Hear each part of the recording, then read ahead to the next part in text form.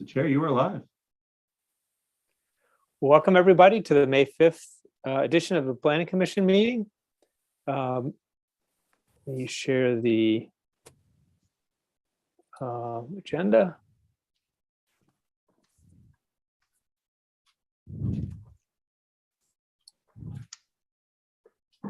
All righty. So, Kimberly, can we have the roll call? Mr. Klein, Present. Mr. Waldman, Present. Mr. Spakinutis, Here. Ms. Rubio Dorsey, Present.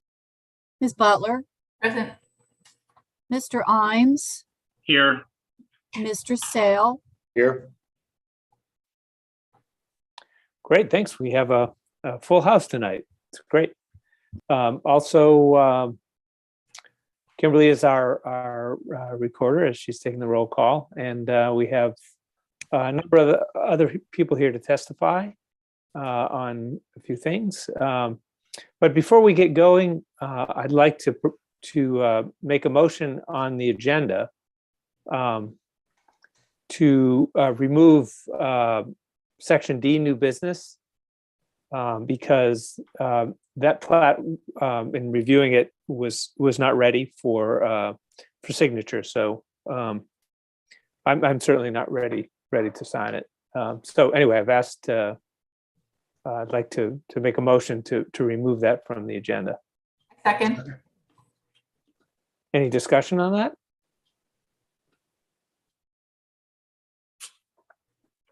Okay. All in favor? Say aye. Aye. Aye. Aye. Great, thanks. And well, that'll show up on the next agenda. So at this point, I think we can go into our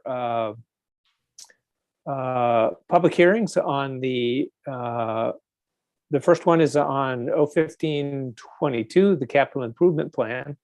And I think we're going to have a presentation by the Director of Public Works, Michael Johnson, and I think that's where we're going to start out, and we certainly can ask questions as we go along. Michael, is that how you'd like to handle that? Would you want to take questions sort of as you make a presentation, or? I don't really have a preference. I mean, if that's okay, the commission's wish, that's fine with me. Okay. And do you have? Would you like to present the charts? Is that how you want to do that, or? I had sent them. I think the TV folks will turn the pages. Is that right, Julian? Yeah, give me 1 second. Actually, let me pull it up. I actually forgot. Okay, thank you. Yeah, either way, I have it, Julian, but if you want to do it, that's fine too. And honestly, it'll probably be faster for you, Alex. Okay, let me grab that.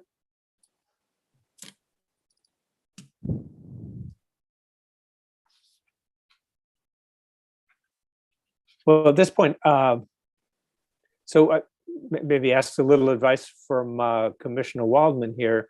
Should we have the presentation and then open the public hearing, or should we open the public hearing first on this one? What's your thought?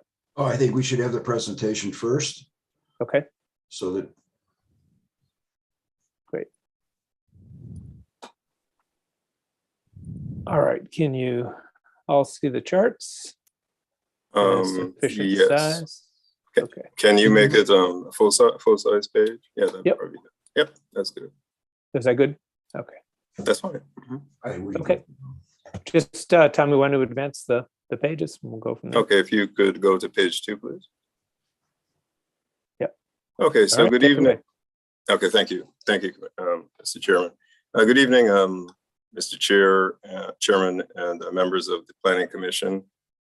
I'm Michael Johnson, the Director of Public Works, and this evening I would like to give a brief presentation on the proposed projects that are to be funded in the fiscal year 23 capital improvement project budget. So this slide that you're looking at here gives an overview of the projects. Now we're going to some detail with them in subsequent slides. you can see that there's a fair amount of work that's being proposed and some very innovative projects that are also proposed in the pipeline that are in line with the city's sustainability goals and its commitment to a lower carbon or low carbon sort of a future for the city and our residents in general. There are also some projects that are not listed here. Just let me explain how I did these slides. There are projects that are in the CIP book that you will not find listed in the deck. And those projects, I can give an update. Those are projects that are already funded and are underway for most of them. And these here are ones which are where we are just requesting funding for fiscal year 23. So that's the way that I approached it. And I can answer questions on any of the projects that are of interest to members of the commission. Also, at your pleasure. I have the CIP book with all the projects here. If at any point you need to pull it up, I can grab that quickly too. Okay, thank you. Next slide, please.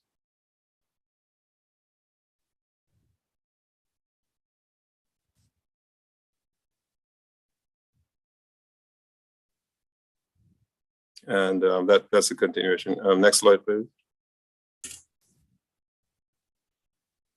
These are some enterprise funds. The projects are broken out into general fund projects and enterprise fund projects. And enterprise fund projects are projects for which they do not, they're sort of self-sustaining. They're covered by fees that are sort of charged to cover the expenses. Next slide, please. Well, I have a quick question. Yes. Is this just an overview and we're going to go like a deep dive into the stuff, or is this where we ask questions? I'll go deeper into it in subsequent slides. I'm just giving an overview of what is to come within the body of the presentation.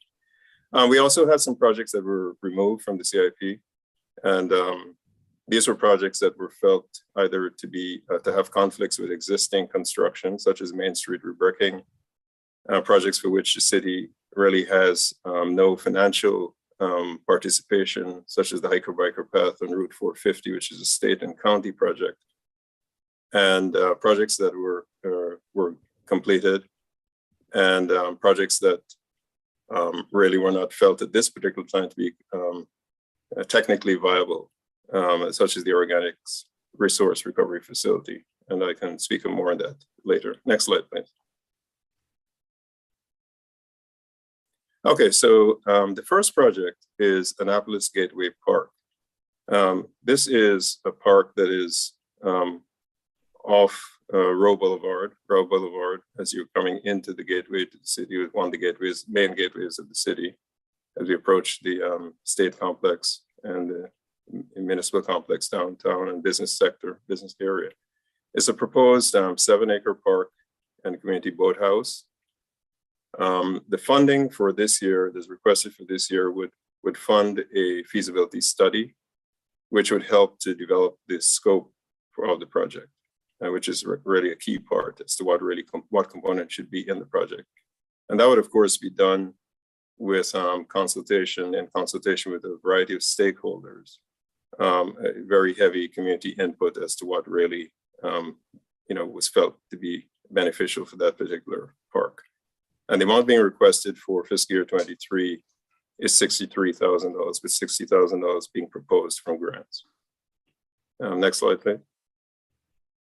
And I just have one sort of comment about that is, I think everybody knows there's sort of a tent community back in there. And so certainly going to have to be sensitive to that. I'm sure everybody knows that, but we're saying. Yes, that's correct, Mr. Chair. That community is actually been put on notice to be relocated. They've asked them to relocate themselves, so that the first phase, before we begin the feasibility, is to do a general cleanup of that parcel, and that will be done in partnership with our partners at Anne Arundel County and PW folks. We would sort of do the cleanup. So that should occur hopefully within the coming few weeks. We begin that activity. Are we doing anything to help them in their transition to another location, place to live? Yes, yes, Commissioner, they are being, we're working closely with the county's homeless department, and they provide lots of support to get them rehoused. Also, we're not just turfing them into the street to sort of fend for themselves. We are sensitive to that. I figured so, but Great. thank you for reiterating. Thanks. So the next one is Annapolis Walk Park improvements. And this is, there's an existing park in the Annapolis Walk subdivision that is underutilized in the sense that there's better programming, more efficient programming that is felt to be beneficial to that community. So the repurposing of the park is meant to include both active and passive elements. And some of the improvements that are proposed are volleyball court, picnic tables, benches, and a soccer field. And just for context, can for people who may not know where this is, can you explain what part of the city this is in? As you're approaching Forest Drive, it's in that general area of Forest Drive. So there's a subdivision in there that's called Annapolis Walk, and there's South Cherry Grove. Yes, right, Yeah. right in that area, right. Is it I'm the sorry. area behind the Safeway? I believe that it is near the Safeway. Yes, I believe. I think it's farther down near Cherry Grove. I think it's slightly. It's behind the Southeast Safeway, 2 blocks behind it. Oh, Right. okay. You want me to bring up a map and show you? No, that's okay. That's okay. I know where it is. It's a very large parcel, a lot larger than what you kind of look down there. I mean, that's correct, but it's very large. I have a question for Director Johnson. Do you know, since this is a private community, is it something the city is funding? Well, the park itself is a city park. The parcel itself is a city. It's a park, so it's publicly owned. So the city is funding it. Got it. And the first phase would be the feasibility study and design, which was proposed to be done in fiscal year 23. What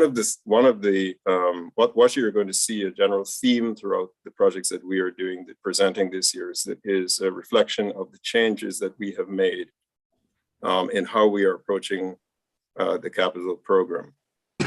We are requiring our project managers to consider all variables that could reasonably affect the viability of a particular project, and to, as best they can at the preliminary phase, assign costs as well as general schedules as to when different components of the project will be able to be delivered. The benefit of doing that is that the capital project program that as presented is a more realistic snapshot than I think we have typically had in our program, where projects, in my view, have been resident in the program for a bit too long, largely coming from the fact that they were not properly sort of scoped and budgeted concomitantly. This process changes that.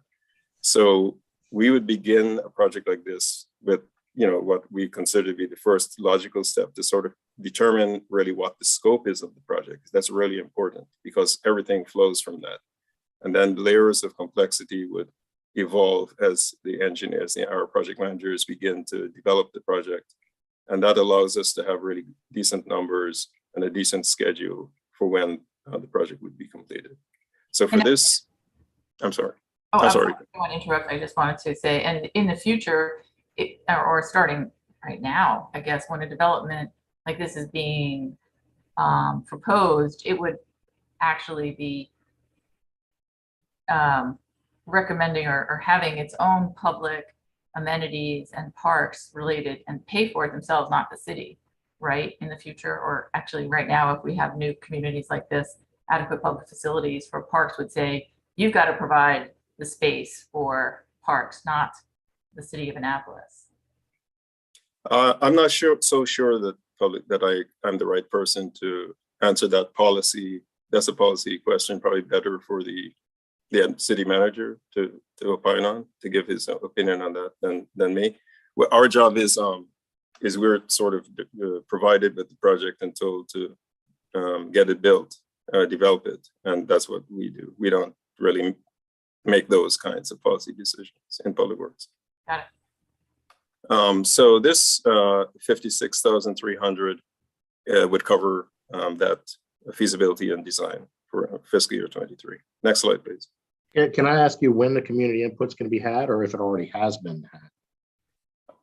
There has been some preliminary outreach as the community development, the community involvement would occur continuously through the development phase of the project until the scope is finalized. And no And then basketball we would- courts, huh? I think that those are features that were requested, and we would work with the community to get those incorporated into the project. Mr. Johnson, let me just interrupt and answer Ms. Butler's question. If institutional memory serves me correctly, that land was donated, or it became a part of the planned unit development, Annapolis Walk. And it's been many years, and it looks like this, it was donated to the city, and it's been many years, and it needs to be refurbished and brought up to speed. So Yeah. it was a community benefit that was a part of the approval process. The developer never developed it, so it's up to us to do it now, which I'm not complaining about. I'm just saying, I think in the future, we sort of do it, make sure that we put it back on the developer when possible. That's a good point. And no trees as well. Not many anyway. Okay, next. Okay, next slide, please. The Burgess House. This is an historic, very historic structure in the city of Annapolis. It was acquired as surplus property from the state, and it'll be developed by Restoration Annapolis, and it will be done in 2 phases. The first phase would involve the elevating of the structure and stabilization, because it has experienced periodic flood damage. It's right in the city dock area that tends to flood more frequently than it has in the past. And then once it is properly integrated into the city dock project that I will speak about later on, that is being planned currently. Then the phase 2, which would be selective demolition and rehabilitation of the structure and repurposing of it, would occur. The design and construction is proposed for fiscal year 23, dependent on what is decided with the city dock project. So 300, I'm sorry. Is part of that input going to be the use of the building, or do we already know? Is it going to be the new harbor master's office, or? We don't know that yet. That's a decision that has to be made, but we are working with integrating them into our design process for the city dock project to ensure that the structure, regardless of its final repurposing, what adaptive reuse it's put to, that it integrates properly into what is proposed for that area, whether it involves changing the orientation of the building, or whatever can be done internally to accommodate future use. But that future use has not been decided as of this point. Okay, thanks. You're welcome. So $330,173 is requested for this fiscal year. Next slide, please.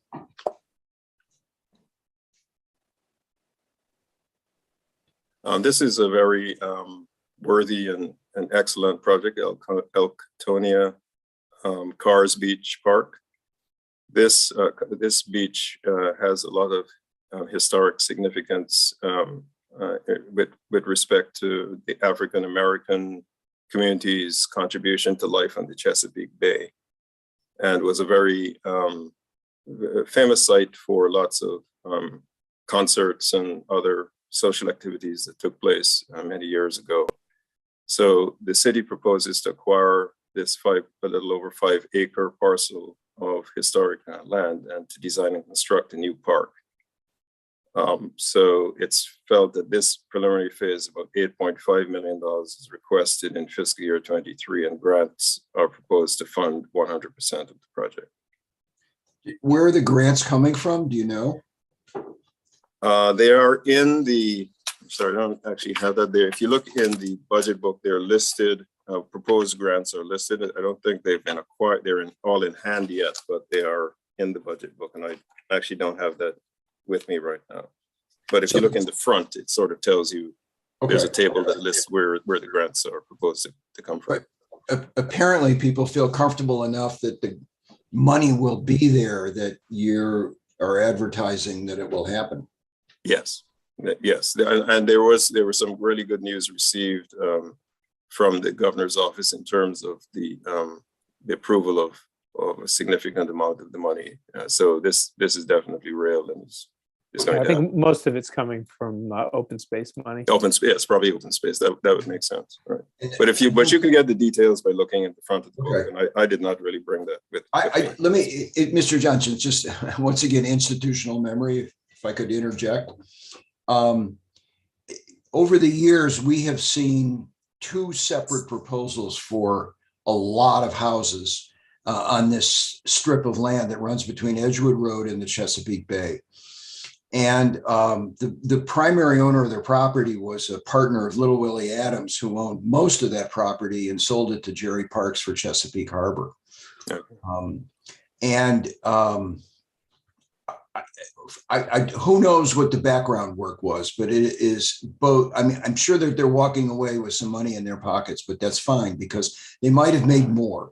But this is an incredibly valuable piece of public parkland. It's the only piece of city parkland which is going to access the Chesapeake Bay itself.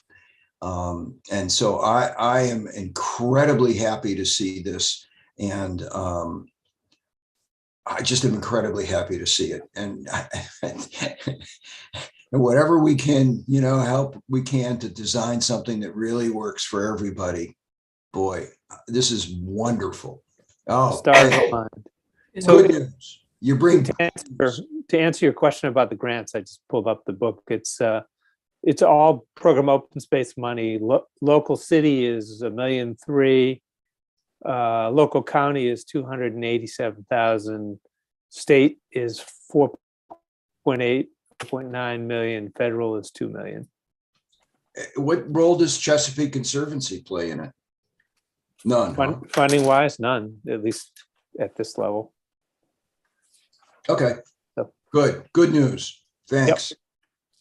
Okay. Next slide, please.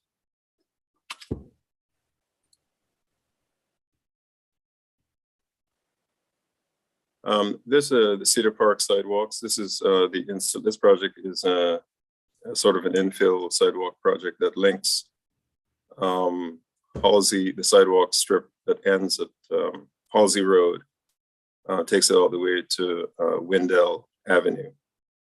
And this project originated based on concerns that residents in that area had with being able to safely negotiate the road with some of its twists and turns, while taking younger kids onto school. A temporary sidewalk has been installed, and we are in the process of soliciting for bids for the permanent structure. It would be a 5-foot wide concrete sidewalk.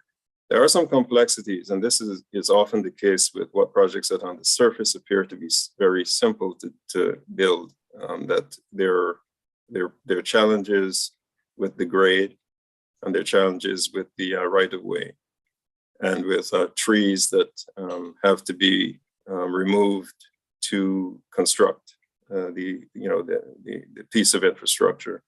And that's the case with this particular project, that even though the strip is not particularly long, and it's not a very extensive construction that is being proposed, there are these complexities that have to be engineered and built.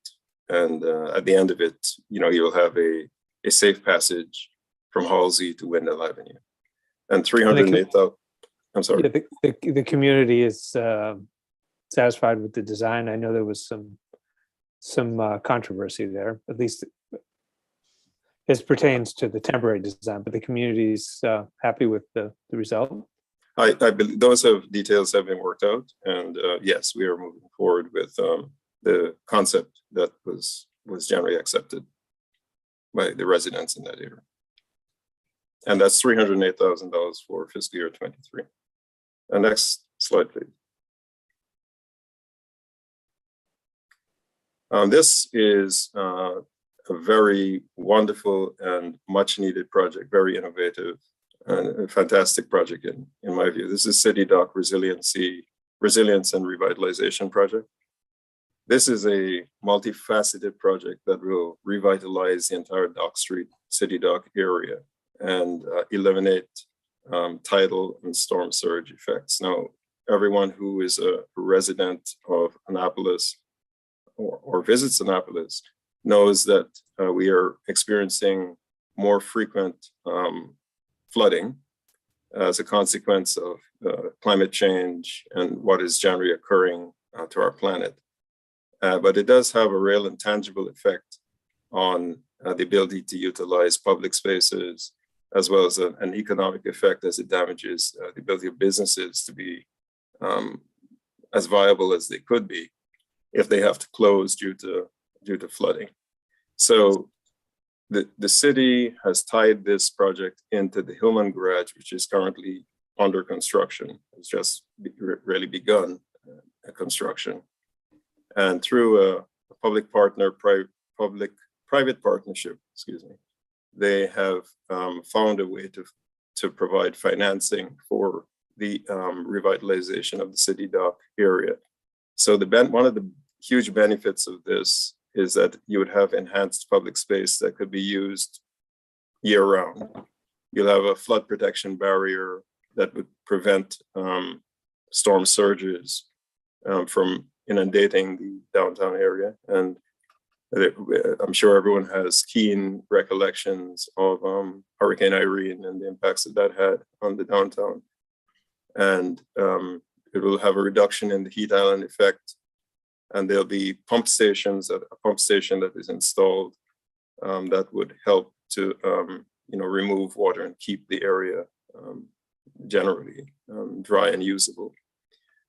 This is a very large figure, $41,625,000 is being proposed, of which about $19.4 million is proposed to come from grants. And the entire funding schedule is shown in the budget book. And you can take a look and sort of determine how that is being proposed. I didn't provide the details on that for this, but I think that this is a wonderful project that really is an innovative way of addressing the crisis of our time as humans, which is climate change, which is the big issue that we all face. And the coastal cities, of course, feel the effects of it first, and Annapolis is no exception. But this project is fantastic, I think, really, really well done. Good. Next slide, please. And just for the other part of the 41 million is from the concession payment from Hillman, correct? There are concession payments, and I think there are a couple other funding sources, but the concession payment is a significant portion of that remaining figure. Yeah, that's at least in the budget book is 22,268,000. Right. Yeah. And that's just a one-time payment? That's a one-time payment, correct, yes. And then the funds, the revenues go to them after that at a certain point in time? They have a schedule for how it would work. It's a 30-year concession, at the end of which the structure would revert or could revert to the city, or something else could be done with it in the future if it's felt to be more economically viable to pursue that course. I think we refer to it as financial magic. We don't really understand it, and we're leaving it up to you guys to figure it out. So hopefully it's right. Right. They've had a lot of very smart financial people who have looked at this and sort of given the city a sense of confidence that this is a project that would work. And truth be known that municipal governments and state governments don't really have the funding. There's a large, what is called infrastructure gap in terms of funding. I think that this vehicle, the triple Ps and other public-private type of partnerships are probably going to be more common in the future as we have partnerships with the private sector who tends to have more money. And we find ways to leverage that to the benefit of our citizens. So this is, again, Annapolis is on the cutting edge with many of the ideas, very visionary and wonderful ideas that are sort of futuristic thinking. We're clearly looking forward to innovative ways to deal with the challenges that our planet is facing, that we who have to live on this fairly small ball in space have to deal with. This is a great example of one. I have a quick question on the, I don't know if you have a slide for it coming up, but there's another part of the resiliency that has to do with the ongoing work with the pumps. And do you have are you gonna have a separate slide on that? I can wait till we get to there. Yeah, if you could wait, it's in there. It's further down under the water, the stormwater portion of the presentation. City facility improvements. Annual funding is appropriated for existing city facilities, and Public Works is responsible for maintaining around 26 facilities. And this funding covers the usual repairs that a facility needs: roofs, windows, restroom upgrades, elevators, things of that nature. And we are focusing on the firehouses, which are really essential components of our public safety apparatus. And Taylor Avenue, Eastport, and Forest Drive fire stations are in need of upgrades. And also repairs are also needed at Gott's Garage. And to cover those, $700,000 is being requested for fiscal year 23. Next slide, please.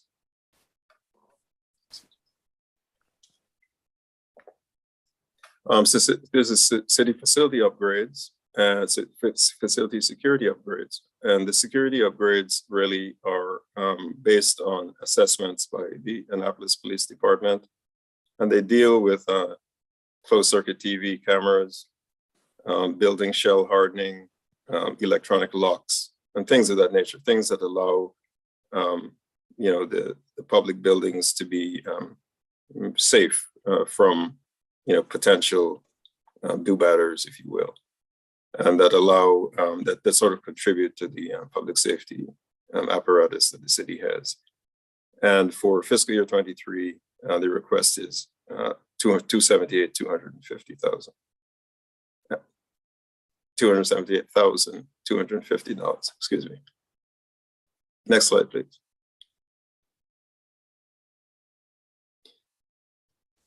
This is another very innovative project that is being proposed, and the RFP has just been completed and it will soon be put on the street. This is for the 100% electric Annapolis mobility plan. This is a concept whereby links will be made between various modes of transit. Both there'll be an electric ferry, electric jitneys, or vehicles that would sort of connect in a loop that sort of allows residents of Annapolis to get about in a sustainable fashion. So the city has a commitment where technology allows to change their fleet and their vehicles to electric to EV vehicles. And it's a move. All the power plants are not really there yet, but they're rapidly approaching that. And I predict that this here, once this is rolled out, that this will sort of be an example for other cities to follow. I don't think there are very many cities that have this kind of a concept, and for a city of our size, This again puts us on the map. It's a very innovative project, and will be very will garner lots of benefits for our residents for the foreseeable future. Mr. Johnson, when we see the funding down there, it says $1 million requested and $1 million from grants. Is that $2 million total, or is that? Of that, no. Of the $1,050,000, $1 million of that will be grants. That's what I thought. Thank you. Yes, you're welcome. Dr. Johnson, I have a question. What is that boat? Looks like a new pump out boat in the corner. Above What sort of boat? little, there's like a little 6-seater e-cruiser, and then it looks like a pump out boat. Is that in this? Oh, no, that's the boat that Gavin showed us in the brief. that's and the it's a ferry. walk on the back ferry. That's the Oh, ferry. that's the ferry. That's the ferry. That's Oh my God, electric it's ferry. so small. I thought it was a bigger boat. No, I was getting no. excited. I was like, we have a new pump out boat. Sorry, I missed that. I was not at that presentation. I apologize. Yeah, that's Much smaller than I thought. Director Johnson, can you tell me, will the access to Eastport be just the ferry, or are the electric trolleys or buses going to run over to Eastport? Because that's been a subject of conversation. Given that if the ferry materializes eventually, but that's still a couple of years away. We have this obviously lots of issues in Eastport, and I know that a lot of people would really like to have, the circulator. We've been talking about that for years, to have the circulator, come downtown more often than just the regular Annapolis transit bus that comes just down Compromise at pretty long headways. I think that the plan is to have it go into Eastport. Now, the first phase of this project will be a comprehensive transportation study. And the purpose of that study is to figure out the alignments that, the surface transit would follow, locations for stops, because those are sort of dictated by the results of the study. And headway analyses would also be done based on routing that is decided. So you can model different scenarios. And to your point, that the headways on some of the Annapolis transit buses is a bit long.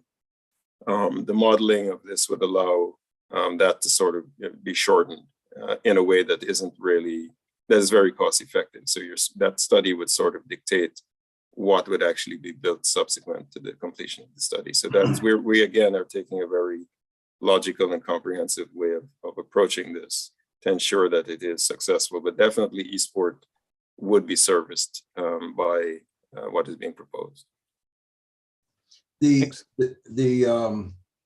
Would all of these facilities be run by the city, or do you think that they would be public-private partnershiped out?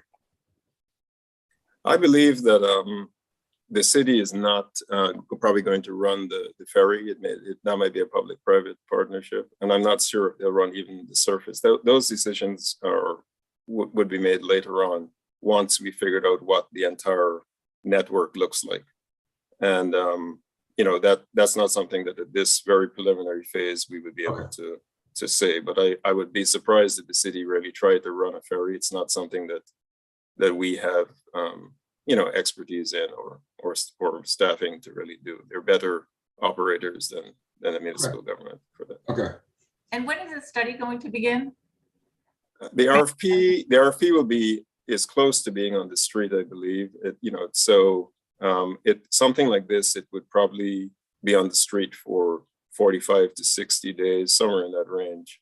And then, you would have the selection of the team that is going to move forward with developing that. So if I'm guessing, I would say, 4 to 6 months, we would probably have the study underway, somewhere in that range. And that's a rough estimate as to when it would really be going. Thank you. But it'd be worth any delay in that. I would say that any delay, even though 6 months or 4 to 6 months sounds like a long period of time, it's really not, because what we're really doing is sort of building the correct backbone for the transportation network. That's really, really critical, because doing it in sort of like an ad hoc fashion will not produce the results that you think it will. It really has to be an analytic exercise, and they're very well-established methods and models which can be used to produce reasonably good predictive results. And we want to make sure that this is a success. This is really a great project. We don't want it to fail for failure to plan, if you will. So we are going to go through a comprehensive way of planning. Back to the timing of the study, you think it's 4 to 6 months before it begins? I would think so, given the length of time that, it would be on the street for that period of time. Then you would want to vet the teams who propose. And then we have our own internal procurement, lags that, there's a certain delay in sort of getting projects out. We don't have a massive procurement department. So if I were guessing, I would say that's a reasonable estimate at this particular preliminary stage. And when would you expect a study like this to be done? I would think that typically if something like this, could take them 6 months or a minimum or a bit longer to do it.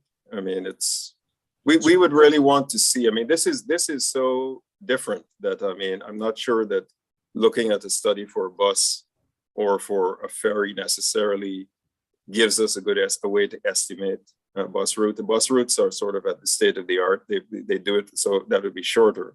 But here you're integrating a marine network with a bus network. So it sounds a little more complex. So I would say that you really would want to give them enough time to do a very good study. Somewhere between 6 months to a year probably to do it might be reasonable, but we would see what they propose. Maybe I'm off on that. It's not my area of expertise. So a year to 18, excuse me, well, a year to 18 months before we see results. You may see components of it. Like even ordering electric buses and ferries can take time. They're not like off the shelf items. They're not like in the dealer just sitting there. They're often built. So, with what is going on with supply chains and with chips and other components, it may take a while to build it. So I'm not so sure that the project isn't worth whatever weight. This is not something that you would just race and have it in a very short period of time. I'm not certain that is. The reason that I ask is because it could have effects on other decisions that are made with respect to parking and transportation around the city, especially Eastport. That's the reason that I ask, and I suspect perhaps Ms. Butler was asking. Okay. When could we see the results of this study so as to integrate it with other decisions? And you've done your best answer. Right. I think the study, Commissioner, would be could probably be done in the time frame that I'm saying, probably so. And you would begin to be involved because they would definitely have to have a lot of community input as you're beginning to build the model. There'd be focus groups and those sorts of things whereby they're sort of determining components of what the system should have, headways, types of ridership, things of that nature that are part and parcel of doing a study like this. So you will see bits and pieces of this over not in an inordinately lengthy period of time, but I don't really want to sort of like give a highly optimistic answer and say, well, listen, you'll see a ferry running and integrated with buses in a year. That may not be realistic. I don't expect that. Well, good, thanks. And just so I understand, does this include the rest of the Annapolis transit network, or is it sort of something separate, just focused on Annapolis and Eastport in terms of the study and the modeling? Instead of how wide are you going to have the analysis? Well, we would give, I think the parameters that were given were that it should serve downtown Eastport and other areas of the city that were not. So it may, as they work out the alignment, it may integrate with existing networks, but we would wait to see what the chosen alignment is to sort of get what how it connects with. It might make sense to have it connect, but let's wait to see what they come up with in terms of the alignment. My preference would be to let the study sort of dictate because we just have a general concept of what we want. And we would want the model to sort of help us figure out what is the best way to achieve this in terms of numbers of units of buses needed or boats needed and things like that. But I don't, headways to you get through didn't, that. I didn't get a satisfactory answer on whether this in scope is the rest of the Annapolis transit system Oh. or that I'm sorry. Mhm.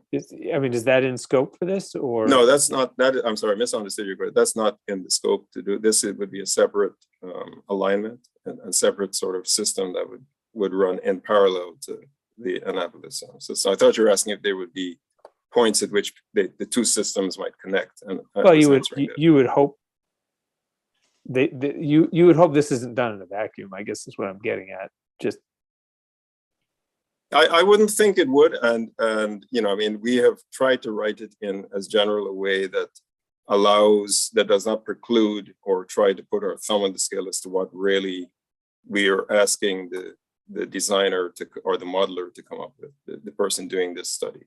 So they would find logical ways to connect. There may be points at which it makes sense to connect with existing transit routes that are offered possibly by the county, by the city and so on like that. But that is really the purpose of doing the comprehensive study. But this is not meant in any way to supplant the transit network or interfere with its operation in any way. But I would see that it would make very good sense for the two to sort of connect. And as many networks as makes sense to connect, so that you have a really sort of a well-run, fairly seamless type of a system. Good. Okay. Next slide, please.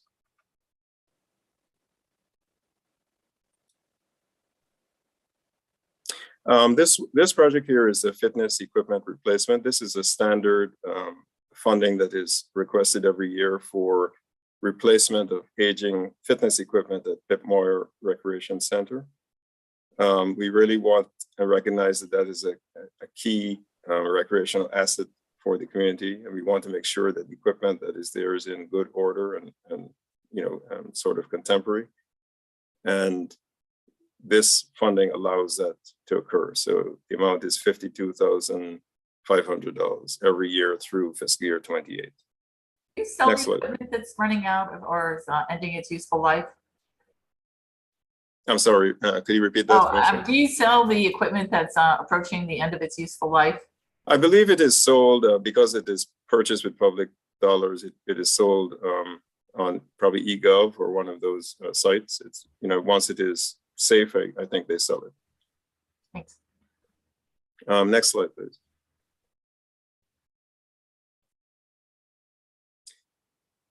Forest Drive Fire Station renovations. As I mentioned, these firehouses are key to you know, the public safety infrastructure of the city. And this project will fund the demolition and replacement of deteriorating bathroom facilities.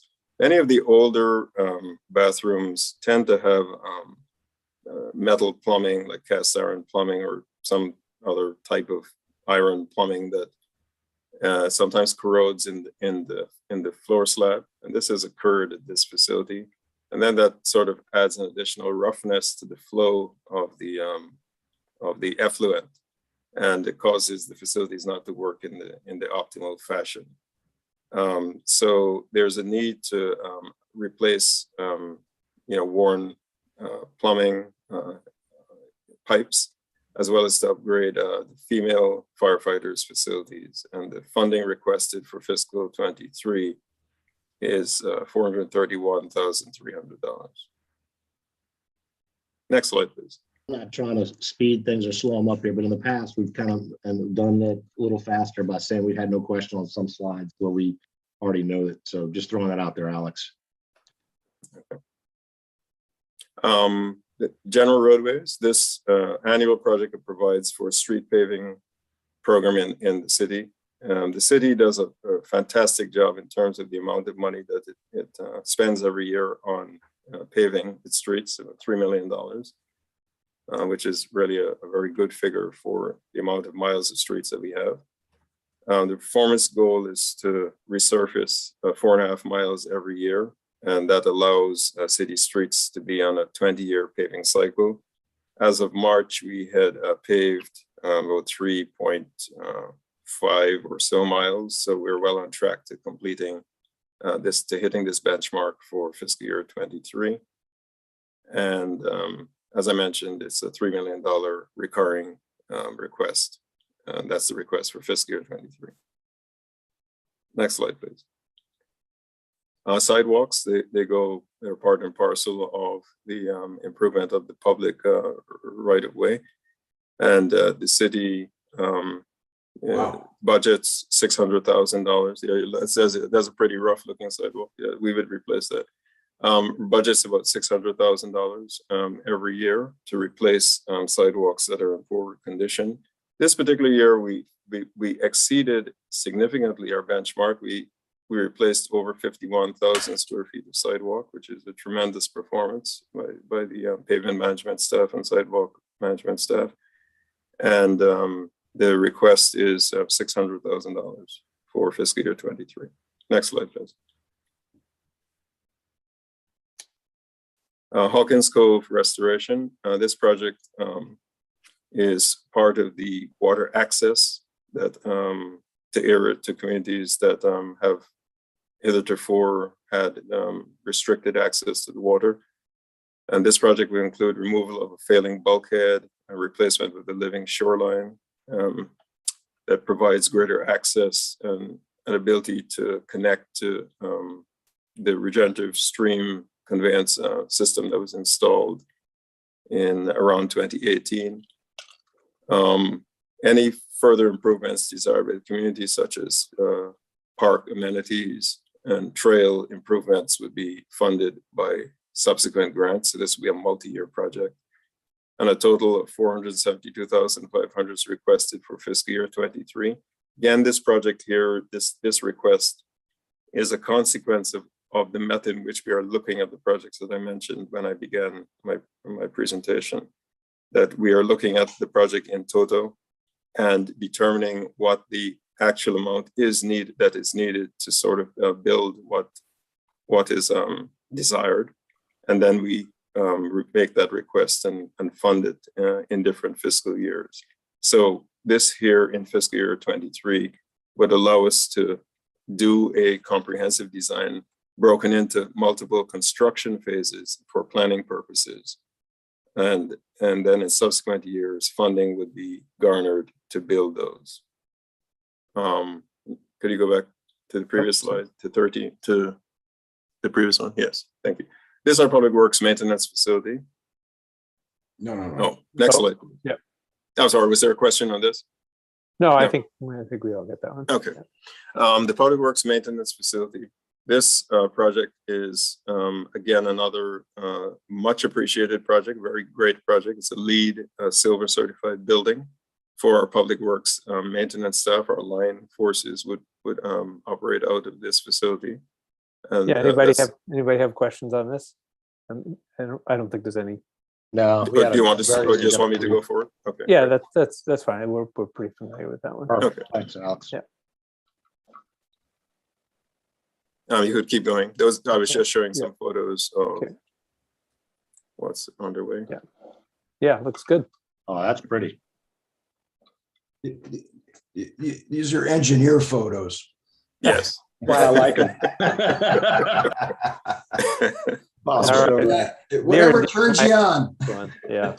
Okay, Melvin Avenue traffic calming. This was a response to a complaint of speeding along Melvin Avenue. We worked with the community to institute a pilot which will end this summer, and a total of we're anticipating that it will be successful. And this amount, $58,800, is requested to build the permanent speed control chokers that would be needed to help to slow speed down. So I'm going to ask a question because I was involved in this, but once we do the traffic measurements and compare to the before configuration, if we don't see any change,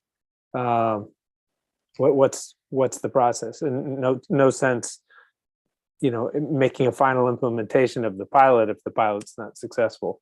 What's the?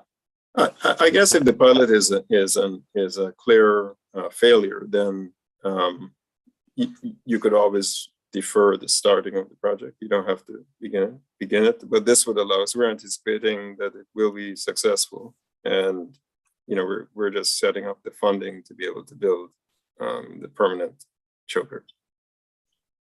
Okay, well, hopefully it can be used to do something different if it doesn't turn out to be successful. Like what, dance floors? No, a different configuration to test. But anyway, I don't want to derail us on my pet project. So, okay. Robert Eads Park. This is a park in honor of community activist Robert Eads, as it will be constructed off Clay Street. And additional funding is requested for this fiscal year due to increased design and construction costs, as well as a shortfall in grant money, so $4,500. So this is a total great project, by the way. Yeah. I'm I really, think really it's happy really- about this. Yeah. So there's a total of $121,800 requested for this year. I'm amazed at slide. the amount of parks we've got in this budget. It's great. Yep. Yes, I've noticed. Lots of parks, a lot of doing things that we've been thinking about and asking about for years. Yep. Standard Center renovations. This is a facility that is very well used in the city by residents, as well as a heating center in the winter to prevent folks from freezing when it is freezing, or who may be unhoused. It has some facility condition assessment was done, and it was determined that renovations were needed to the HVAC system, plumbing, electrical, interior, walls, ceilings, restrooms, things of that nature, as well as works is needed on the brick facade. A total of $1.2 million requested in fiscal year 23, of which it's all grant funded. This also includes lockers for the unhoused during the winter months, as it is a heating center Nice. and cooling center. Next slide, please. Traffic signal rehab project. City owns and operates 24 traffic signals. The age of those signals exceeds 25 years. They do not have modern electronics. They cannot communicate with other signals as modern signals can. So prioritized listing of signals was prepared, and Church Circle is the first project that will go. It's sort of being coordinated with the water main replacement that's sort of ongoing in that area. And then didn't we nix Church Circle? I think in our, or at least we No. recommended, the planning commission was recommending to not try to coordinate the lights at Church Circle. We took a look at it. We had a structure engineer, but not You only are overrode they us. old, yeah, we did. There's a much. safety. It's a life safety issue. Got Those poles are dangerous, and we really need to replace them. And this, this will keep. I'm sorry. Go ahead. These will integrate with the county system. They would be modern and possibly could integrate if it were, but there's no plan to integrate them with the county system, because I don't think you'd have to do that on a bigger network kind of a planning. But if in the future the city wanted them to be able to talk to other systems, they would be modern enough to be able to accommodate that. But the plan is not to integrate them with any. It'd sort of be like a regional type of a system, not integrated with the county. Yeah. Thanks. You're welcome. Excuse me. West East Express Bikeway. This project will complete the long envisioned West East Expressway Bikeway that will connect downtown Annapolis to Parole and other, along the WB&A railroad corridor. There'll be 3 segments: an inner we, the outer we, and the Poplar Trip, and and the outer we, which connects Admiral Drive to MD2 and Solomon Island. And work will be done in phases, anticipated to start in fiscal year 25. The funding of 865,000 is requested in fiscal year 23, of which 809,000 will be funded by grants. I think this is another great project, and will sort of address a long-standing need that the community has. And just one comment about this, and I think I've mentioned this to Mr. Lushinsky a few times, but eventually when it moves into a construction phase, grants for those are in, they're whatever TAP grants, federal TAP grants, and they typically, like all grants, require generally a 20% match. And so for a multi-million-dollar grant, in order to be competitive, you have to show that you have 20% match budgeted. And that's my one comment about what I saw here in the budget is that I don't see any line items in the out years for matching funds. You can't just say it's going to be completely grant funded, because you're not going to win a federal grant that way. So something to think about. If I may yeah, go ahead. because that is a good point. We got a pretty hefty chunk of grant funding from the state's Department of General Services for FY23, close to $500,000 that we're going to use as a match for a multi-million-dollar federal grant. We're actually applying right now for that TAP grant, the Transportation Alternatives Program. So we may need to apply for another grant in subsequent years, but I'm optimistic that the matching funds we have now will get us pretty close. So and the feds are okay with using somebody else's grant money for matching. That just as I understand it, antithetical. Yeah. To the idea of having some skin in the game. And no more green paint. The neighbors don't like the green paint. I know. Oh, well. Anyway, just a general comment, and I know you heard me say that in the past, but okay. Anyway, Okay. we can move on. Next slide, please. And of course, I like that project, as everybody knows. Alex, I support you on that project. It's awesome. Okay, so this is the Gott's Garage elevator replacement.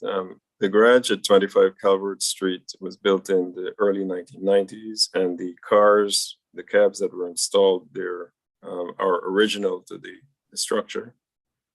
The two elevators have reached the end of their useful life. It's becoming increasingly more difficult to source parts as they attempt to cannibalize old systems to find parts that will integrate with the system. They're experiencing a high degree of unreliability, and they're out of service quite a bit. And parts are, as I mentioned, are really difficult to come by. So this project would cover the cost of replacing both cars as well as the control apparatus, control panels, and other components that are needed in the machine room to drive to lift and to hoist and lower the cars. And the funding for this is $252,500. Now, this figure here was based on pricing as of the time that we did this. Pricing of metal is soaring.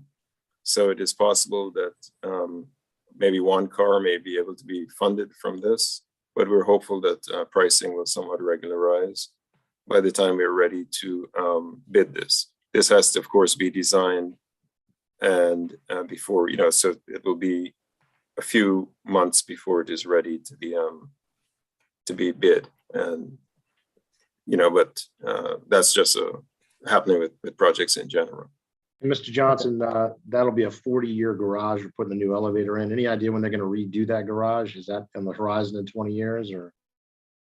The way that we are approaching our facilities, we've changed it a little bit. We are going to be doing next year a facilities needs assessment of the garages.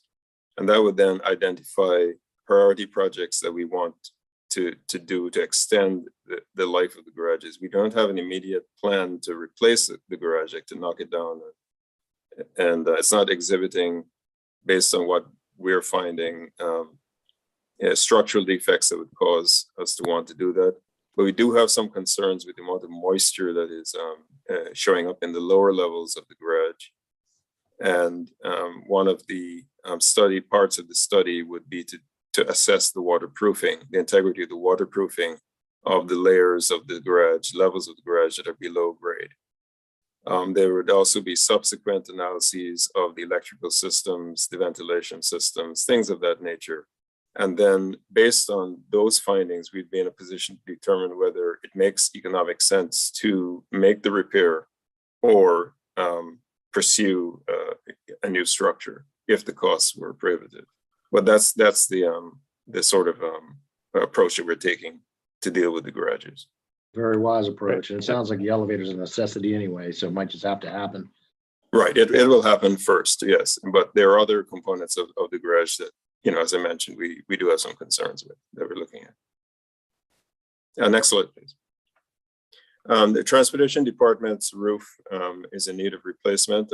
MDOT, MTA did a study of an inspection, of the administration building and maintenance building, and produced a report which indicated that the roofs of those buildings needed to be replaced. The roofs are respectively 5,000 and 4,000 square feet. And the funding needed to do that is estimated to be $420,000, and that's what's requested. And the $400,000 of that is expected to come from grants. Next slide, please. Our sewer rehab, we have a very extensive relining program that is ongoing. Over half of the city's sewers are older than 50 years old, and some are older than 80 years old.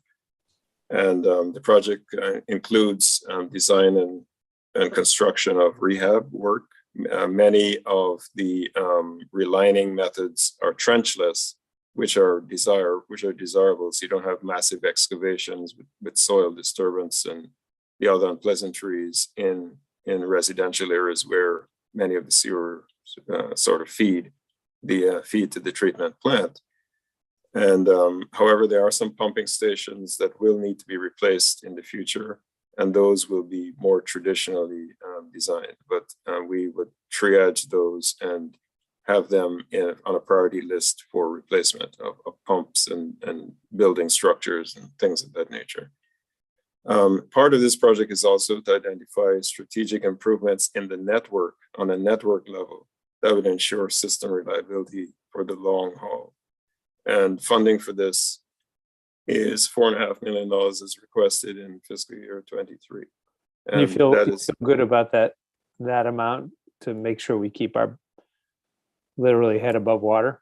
Yes, that amount. Now for this here, when City Manager Jarell was the Public Works Director, he integrated an asset management approach to dealing with our drinking water and with our sewer conveyance systems. And that system is well accepted. It's an ISO approved system.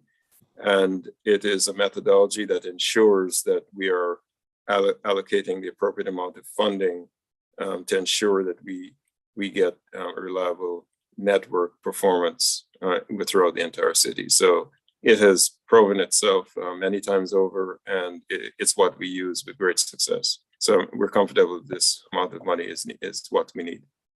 Now, do these funds come from enterprise funds, sort of pay-go? They do. They come from the sewer fund. Yes. Okay. Next slide, water distribution. This again is another enterprise fund, and this replaces components of our aging water distribution system. As mentioned previously, this again follows the asset management protocol that has been established and has been in practice in the city of Annapolis for many years.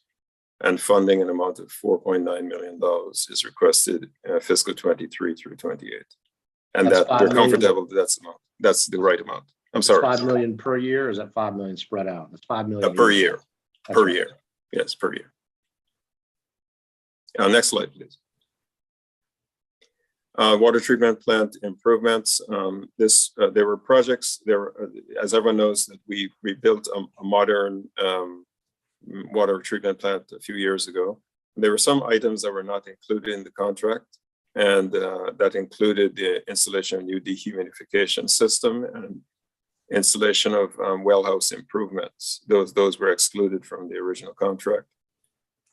Funding in the amount of $840,000 is requested, with a reduced amount for fiscal year 24 and 25. And this funding would really go primarily in the beginning to identify the needs for the well houses, which are older and may have older wiring and communication apparatus on them, as well as the dehumidification system. And it's figured that with funding through fiscal year 25, we should have enough money to address the needs, remaining needs at this very critical facility. Next slide, please. Stormwater management retrofit projects. This again is part of our MS4 permit. The MS4 permit is an acronym for Municipal Storm Separate Sewer System. It's a big way of just saying your storm sewer system, storm sewer conveyance system. And because stormwater is not treated, does not go to a treatment plant like your sanitary sewage does, it flows directly to the bay eventually. That discharge is permitted by the state, and the state has issued to the permittees 6 minimum control measures that must be integrated into our discharge. This allows us to implement projects that would ensure the reliability of the conveyance system. And it comes from the Watershed Restoration Fund in the amount of $100,000. Next slide, please. And this again is tied to what I was talking about, the MS4 permit compliance. A permitted activity, and we budget a little over $1 million is requested from the Watershed Restoration Fund to cover those expenses. And I think that it is it. Yeah, I noticed that some slides were slipped. Pardon me. Go ahead, please. Yeah, that's the end. Yep. The end, right. I noticed that there were 1 or 2 slides that went by. Was that because there were no questions on those? Like the undergrounding of wiring in the historic district? And if I skip past that, I apologize. No, that's okay. I wasn't sure if it was a deliberate. No, it was it was inadvertent, but I see. I think it's Quick question on the Watershed Restoration Fund. Yes. There's so many funds out there, and I see on bills. How is that one funded? Is that funded through our water bills as a little line item there? Or? Yeah. There's a stormwater fee that is that every resident pays and properties pay, and that's where it comes Does it from. go through the state first and then back to us, or it goes right to us, those fees? It goes right to us. I think it goes right to us. Oh, so it's our own fund. Perfect. Right, it's our own fund, yes. And one It's part of last our- question. How great is it to have Jarell as the city manager, being the former position you're in, to work on? I think it's fantastic. I mean, we speak the city. He's really great, very smart guy, and we can speak the same language, and it's really easy to work, very easy to work with him. So it's fantastic. It's fantastic. Awesome. Mr. Johnson, there's a project which had been on prior capital budgets, but is not on this one. And it has to do with stormwater management on Homeland and Southwood Avenues in the Homewood area. Yes. I sent you. You did. I can give an update on that. That project has been funded in subsequent years, and we are in the process of, I think the RFP for that was slated to be released today. I think it was, or it will be within the next week. So the first step we'll do is a drainage study. Now, I think most people are familiar with what the challenges are in that area, but I'll sort of give a very brief synopsis of what the problems are. That area was built, and when it was built, it was not built with any drainage. So whenever it rains, it also has a fairly steep change in grade, in elevation as it flows to the bay. So when it rains, you have sheet flow that gets deeper, the lower you are down in the reach, so to speak. And it conveys a lot of surface trash, and it's sort of unpleasant. It floods, and it's sort of an unpleasant experience. So the project that I think somewhere in the past, the city had proposed to put in a conveyance system, but that did not really go anywhere. And the way that we are looking at it again is that we are going to find a balance between low impact design, such as maybe rooftop disconnects, rain gardens, and other sorts of environmental site design components, along with conveyance. Now that is in the general concept. We have Greenvest, who deals with our stormwater program, sort of, they've been assigned to do the drainage study for this. And coming out of that, we will come up with the correct concept for how we will address that concern. It's the same approach that's being taken for Truxton Heights that was recently done, that is sort of moving along very successfully. So if I communicate with you later, can you help me with a community connection so that the community knows what's going on and can provide, they can get information and perhaps provide some feedback? I certainly can. Now, I just said we did have a community meeting with them.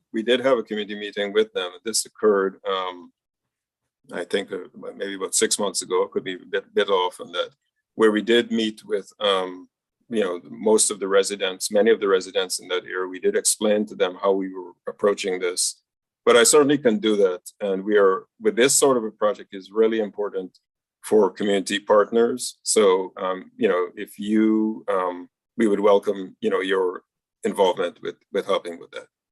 I'll get a hold of you later. Thank you. On slide 31, I guess, if you cared, I would just, there's another interesting project that is being pursued, and that is the undergrounding of service conductors and communication wiring in the historic district. One of the perennial complaints that we receive in public works, even though we can't do much about it, is the prevalence of overhead wires and wire clutter.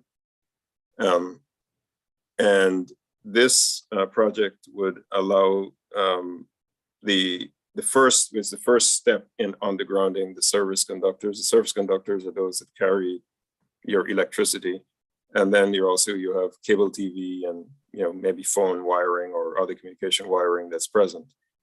And because Annapolis is an old city with lots of buried infrastructure, almost certainly, we have to approach it in this way, whereby we figure out what is underground, and then we would determine the correct alignment for the undergrounding. You really don't want to do that out of phase, because that can be tremendously expensive if you encounter something underground that you did not know was there. So the first phase of this project, which is $500,000, would be used to work out those details, to do test pits, to do other forms of historic research to determine what exactly we're dealing with, and then to figure out what the correct alignment is. This of course is a very expensive undertaking. Undergrounding is quite expensive for utilities, and we want to make sure that we are doing our due diligence to ensure that we are sort of controlling the cost on something that can be quite expensive. So that's also a different one.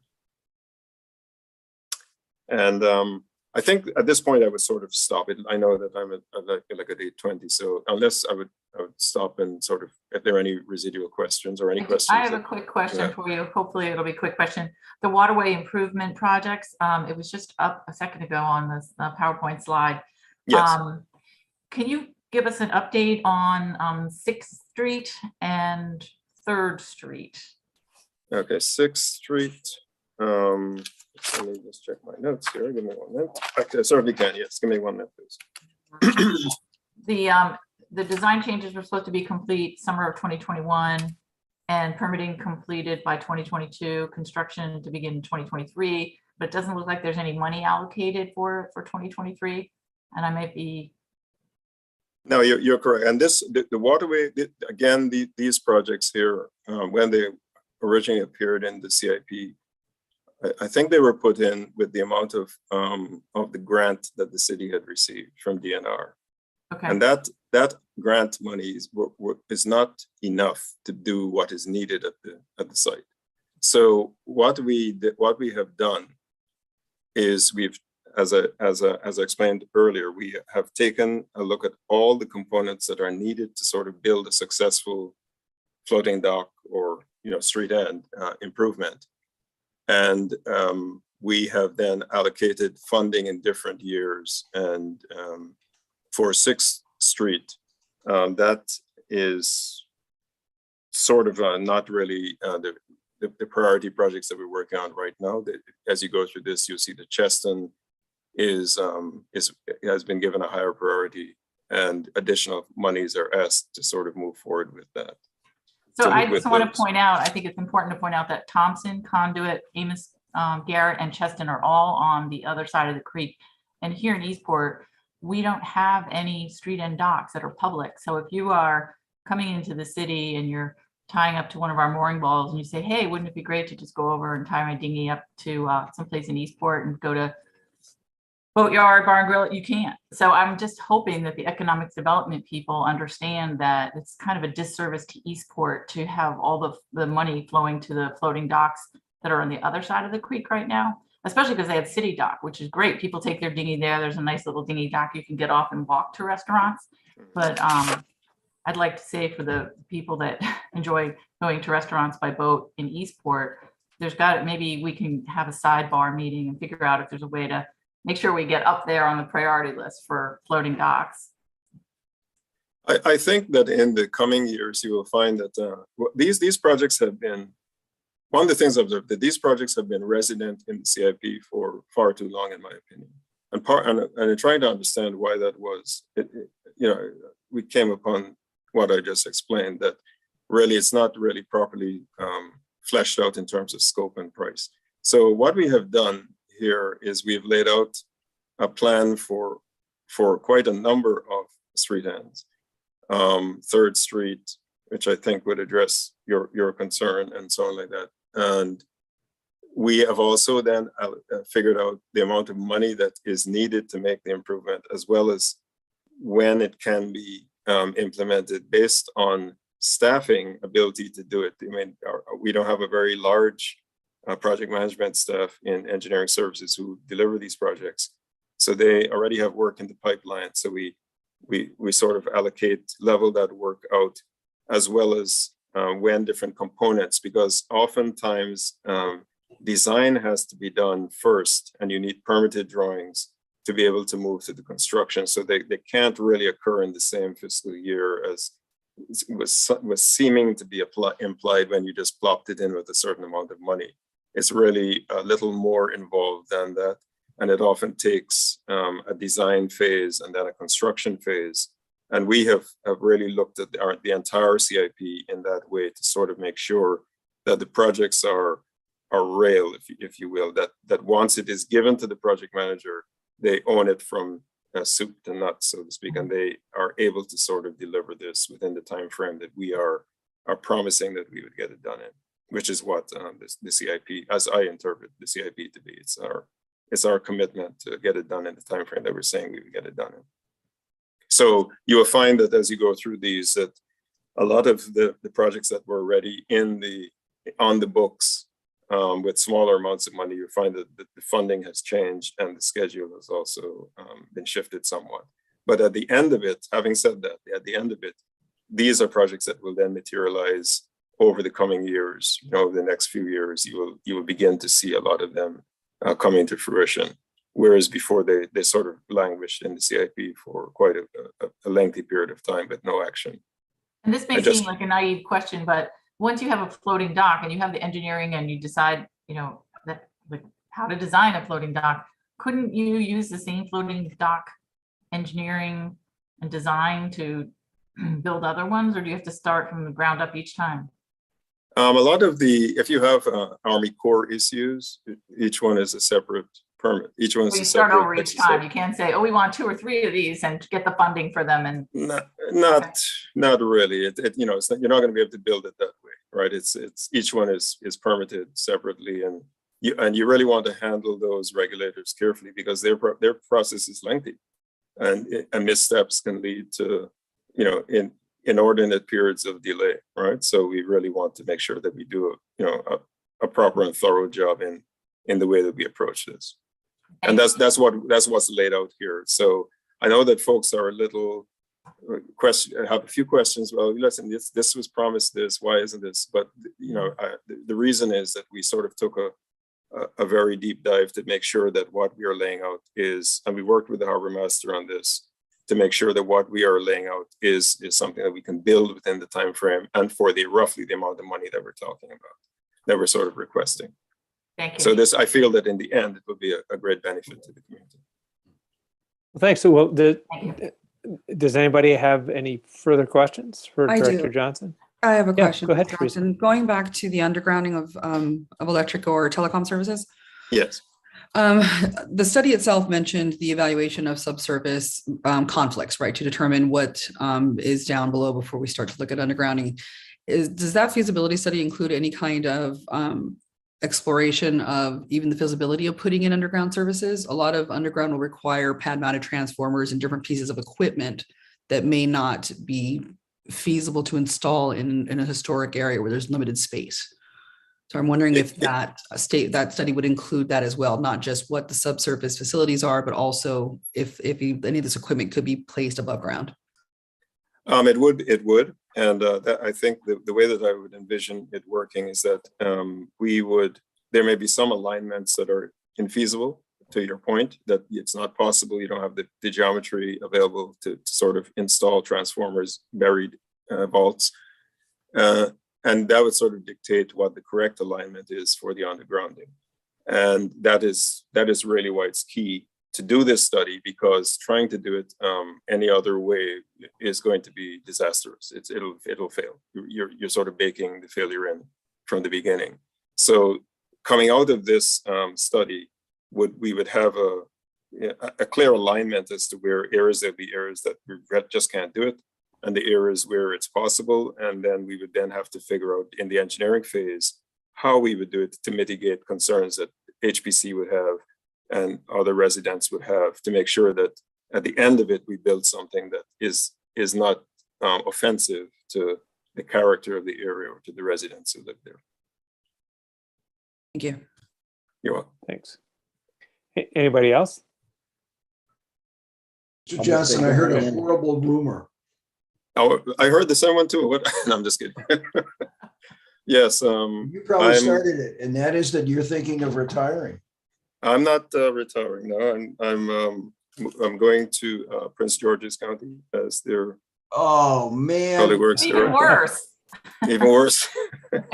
I want to say that in our interactions with you, you have been so informative and so calm and so courteous that it's been a pleasure to listen to this. So I'm really going to miss you. I think you've been a great influence on everything, you know, that goes on.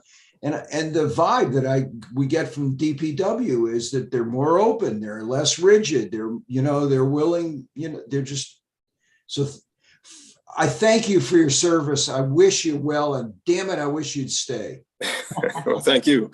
Thank you, Commissioner. It was a pleasure working with all members of the commission, old and new. I see some new faces that I hadn't seen before, but I really had a wonderful time here, and the privilege of working here was great. Thank you. Great. Well, thanks. Thank you.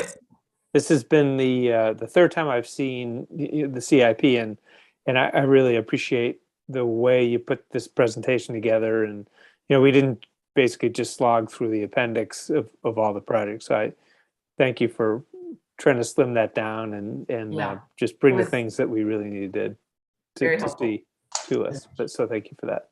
Well, thank you. Okay. Well, at this point, we'll open the public hearing, and as far as I know, we don't have anybody online to speak at this point. So we'll leave the public hearing open until the next meeting, and perhaps anybody who's watched this presentation may have formulated questions that they can submit on the website and or sign up to make any comments on the next meeting. All righty. Well, thank you, Director Johnson, and any other staff who was here for that piece. Thank you. Have a good evening. Enjoy the rest of your day. Thanks. Thank you. Very good. All righty. So back to the agenda.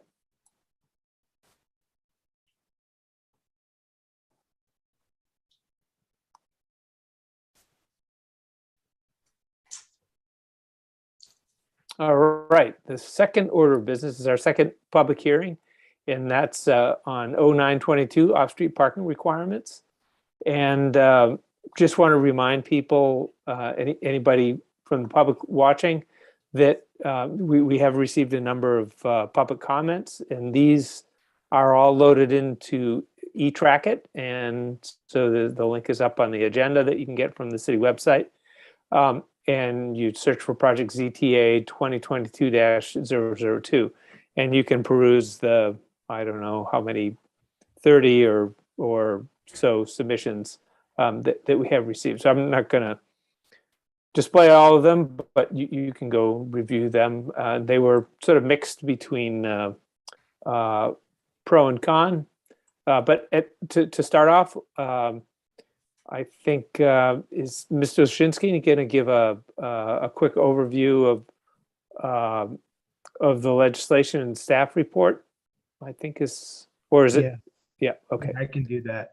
And then before you start, then certainly we'll entertain some comments from the legislation sponsors, and then go into public hearing.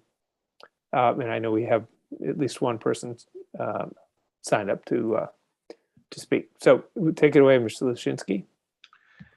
Okay, thank you, Mr. Chairman and members of the commission. I drafted a staff report for this legislation 0922 back in mid-March when it was Do you want me to introduced. bring that up, or I have it with me Sure. if you want me to show You that? can Okay. share it if you'd like. Yeah. Sure. I wrote it with the assistance of some other staff, Jackie Rouse, interim director Mike Malinoff, and it's comprehensive. I think that something to keep in mind with this legislation is that it is citywide legislation that will have varying impacts across the city. And so you can see in the summary that, or sort of in the analysis, that this would apply to 159 food service businesses, 124 active restaurants, which 159 food service business, which includes 124 active restaurants, 14 active delis, 5 active ice cream shops, 16 coffee shops, and 31 clubs, lodges, meeting halls, or non-commercial social clubs. So it would have far-reaching impacts across the city. That being said, we ultimately came to a decision that on its face, this legislation has a lot of positives that can offer the city, a lot of it, but is incomplete as written. We went through a range of the consequences of this legislation, and ultimately found that while it would have benefits to the city, for it to really be successful, it needs 3 things. It needs to address what has been a long deferred recommendation to create parking district in Eastport. This comes from the 2016 Eastport Transportation Study. Perhaps it was recommended prior to that.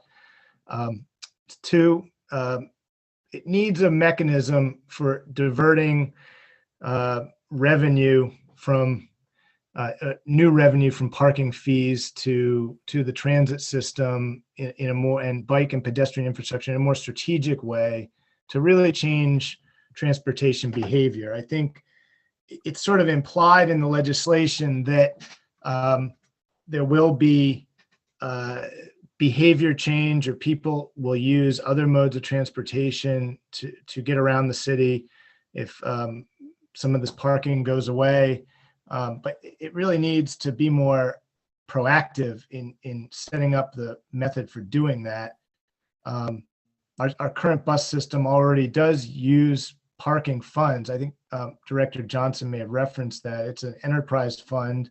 Our parking revenues go to our bus system, but I would say the current buses is not necessarily changing people's behavior and getting people out of their cars. So finally, the legislation should exclude the waterfront maritime zones. It's sort of in conflict with a lot of the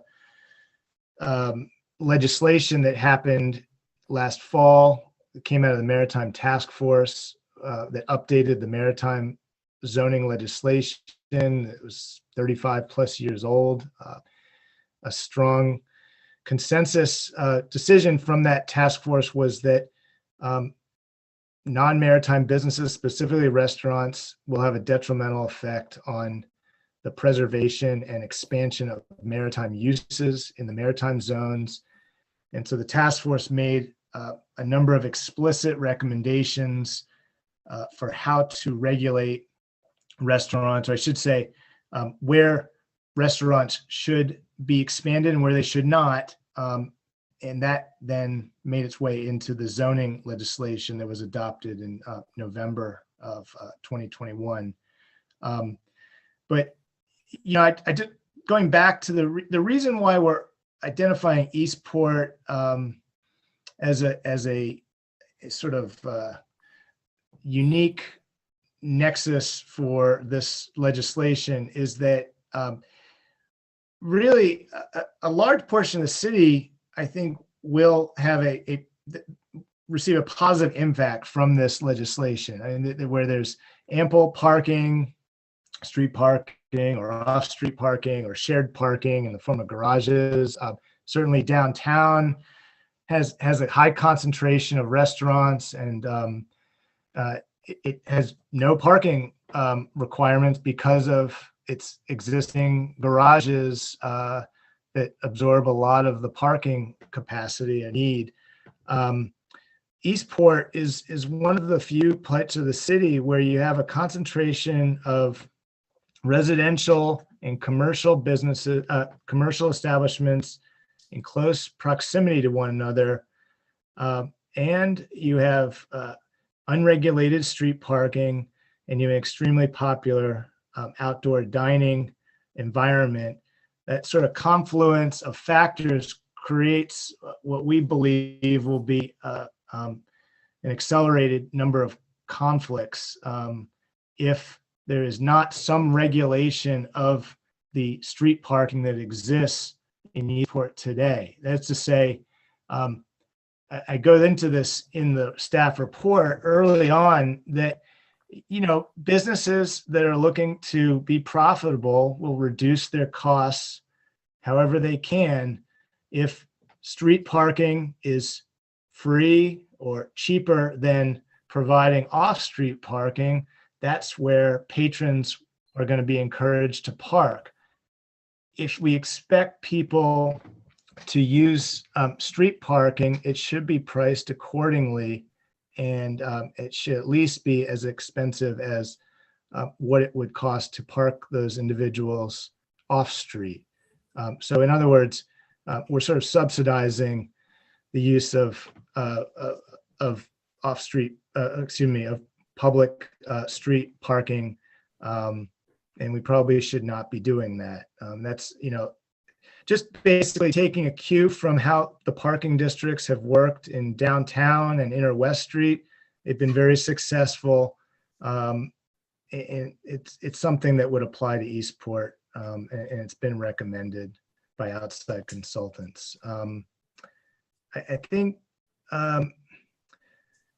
the only thing I'll say is that we get into a lot of the benefits of this legislation. I mean, I think I've been kind of clear about what the sort of conflicts might arise from the legislation, but the benefits are also clear, particularly in the long term. I think parking policy is a reflection of how we view our land base in the city, and the fact that we require a significant amount of off-street parking for commercial establishments says that we value, taking that land off of the tax rolls, discouraging other forms of transportation, and also it's a detriment to the environment in the sense that a lot of these off-street parking facilities are not providing stormwater facilities and properly treating stormwater before it enters our creeks. So there's also the fact that a lot of these parking areas have become vibrant outdoor dining establishments, expanded dining during COVID. That has proven out a tremendous desire and need. It's not just kept restaurants in business, it's enlivened the public realm. So that is very clear to us, and we see the value. And so it's sort of with that understanding that we think this legislation is a good idea with those few caveats that I mentioned previously. And I think that pretty much covers the content of the staff report, but we can provide further if there are questions. So Okay. Any of the commissioners have questions for Mr. Lashinsky on the staff report, or I have a any quick other one. questions? First of all, thank you. I think it's a really thorough report and really well done. And I was a little embarrassed because I was actually looking at some of the public testimony, and there was a letter that referred to it. And I kept thinking, where is this? I don't see any of the quotes. And so I found it not under the Legistar website, where you would think it would be, just because it's easy to find there. And that's where the staff reports generally are. But anyway, I did find it, did go through it this afternoon. I think it's excellent. And one of the things that you talk about is just the fact that there has to be a reevaluation of code requirements as a result of the need for additional restrooms in certain areas, alterations for fire access, American Disabilities Act, for any of those areas that are going to be increasing capacity. And my understanding is that BAE is going to be hired to do a study and about the impacts of how this legislation 0922 will work. Do you know when that's going to happen, or if there's a scope of work out there?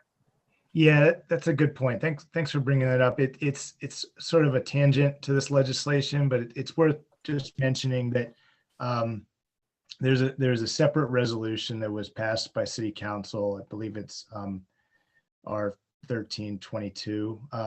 It's R2222. R20. Sorry, thank you. Mhm. That is saying that we should continue the outdoor dining on off-street parking areas as it has worked during the recovery zone period of COVID. Continue that for 6 months.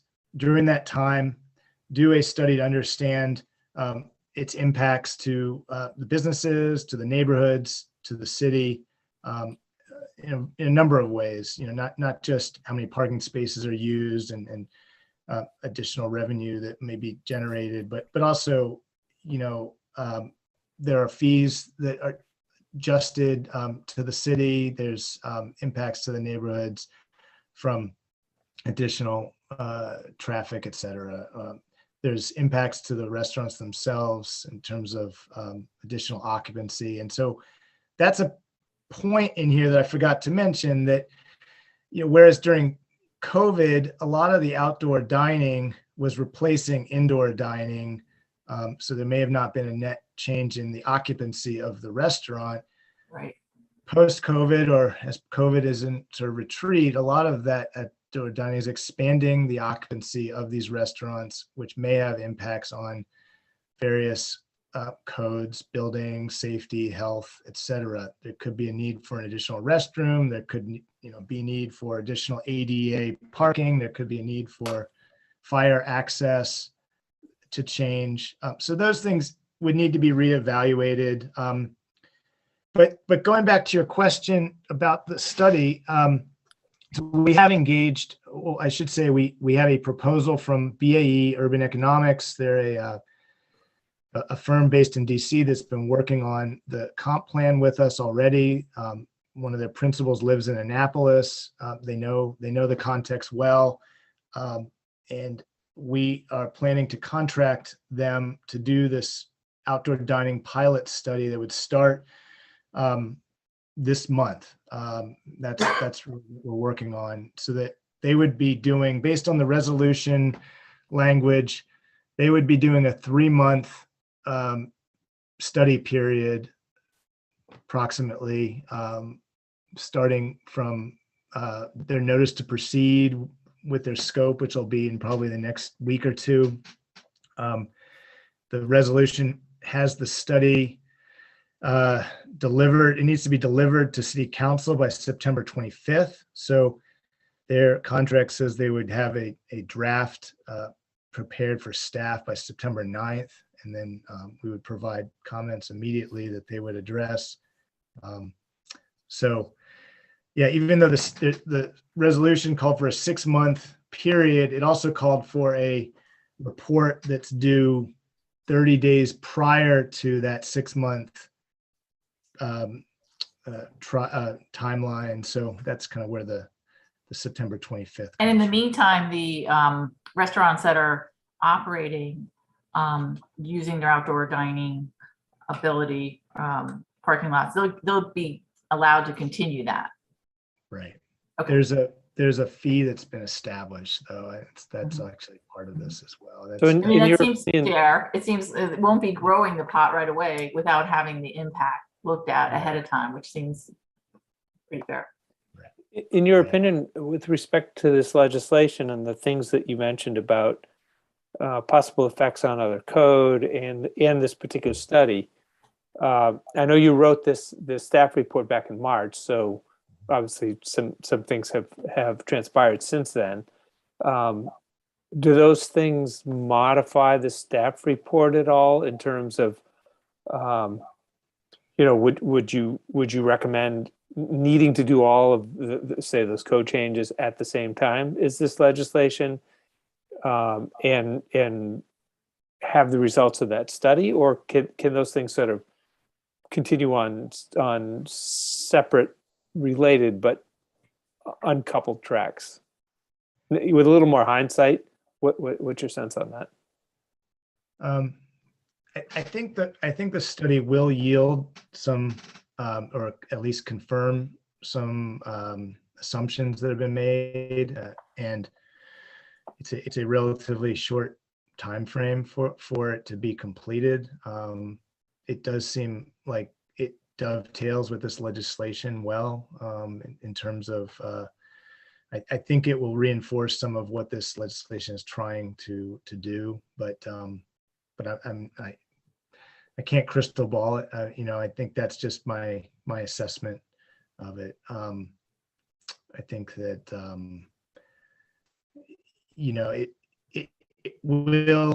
it will bear out a lot of the questions that I think have come up around, whether these parking lots are appropriate for extended outdoor dining or not. And I think that it's something that I think a lot of people will appreciate, kind of showing some hard data. But And do you think, back to the other part of that, the possible other related zoning changes, is it your opinion that those could happen on a separate track after, for example, after this legislation, if it were to pass, those could happen after, or do you think that has to be done sort of all at the same time? I know some of the comments we've seen talk about that particular question, so I wanted to ask that up front. Which zoning changes are you referring Well, to? I mean, things like, parking requirements part of a special exception. These are things you talk about in the staff report. Oh, You might have to revisit many of those special exceptions Right. because conditions may not apply, that sort of thing. I mean, in some of that legislation may need to be rewritten, but do you think that can just all sort of naturally get flushed out if this were to pass, after that? Or does it all have to be like some big grand plan that happens all at once? I would not trust that would happen naturally after this legislation. I think it needs to be acknowledged and it does need to be addressed. That's another point that I'm glad you brought up that's in the staff report that I didn't mention. It's worth acknowledging that the city code provides a mechanism for a special exception to zoning permissions. And that means that there's acknowledgement that there are circumstances where a particular use might be in conflict with adjacent or a perception that it's in conflict with adjacent land uses, but not so much that it shouldn't be reviewed. And there's a mechanism for reviewing a special exception land use that could allow it to happen. And there's many examples of that, and a number of restaurants that are using their off-street parking as outdoor dining.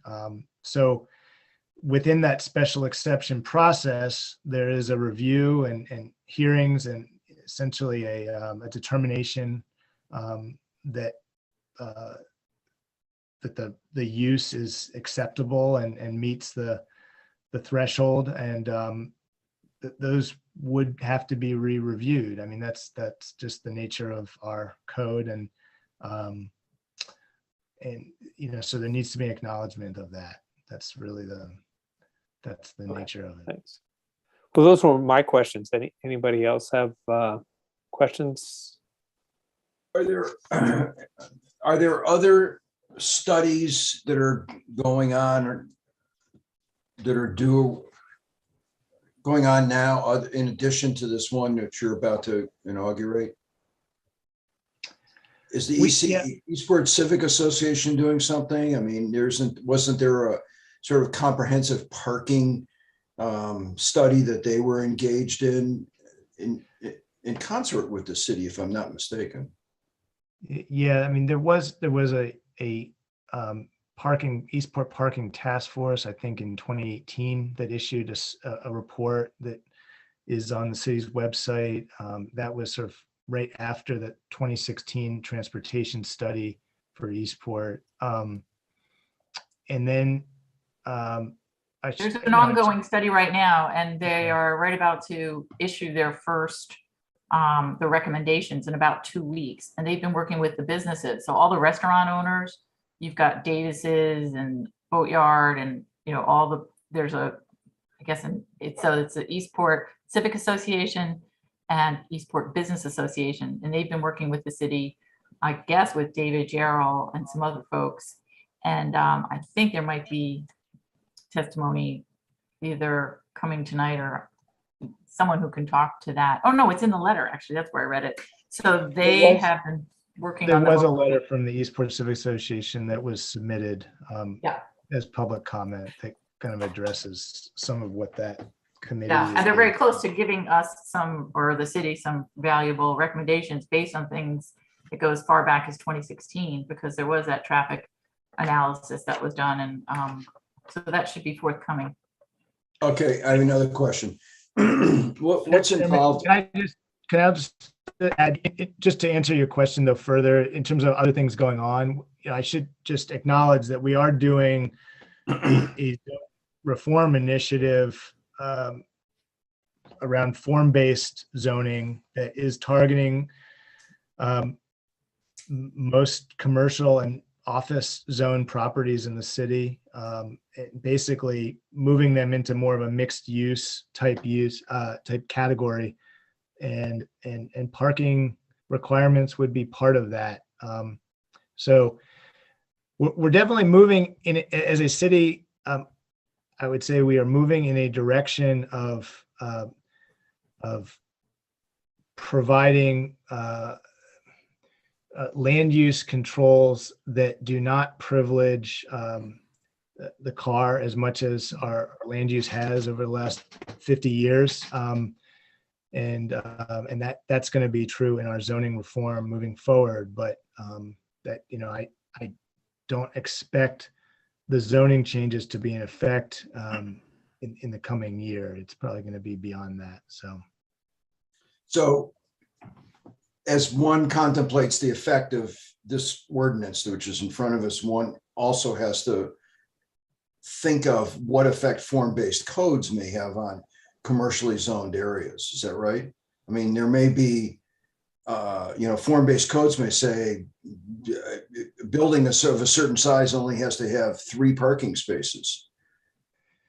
And then that's that discussion. The main thing to keep in mind with form-based codes as they relate to parking is that the primary rule is that you're not going to put surface parking in front of a building. You're going to put it behind, or you're going to put it away from the pedestrian zone of the street. That's sort of number one. So I think you're going to probably see fewer in terms of new development that happens. You're going to see fewer cases of a building with a surface parking lot in front, where some of this outdoor dining is happening today. Those conditions probably won't be happening as much, in the next 20 years. But okay, let me. Another question is to institute a residential parking permit regime. What needs to be done? Is that done legislatively through the city council? Is that what has to be done? Yeah, I believe so. I believe the council has to make a recommendation.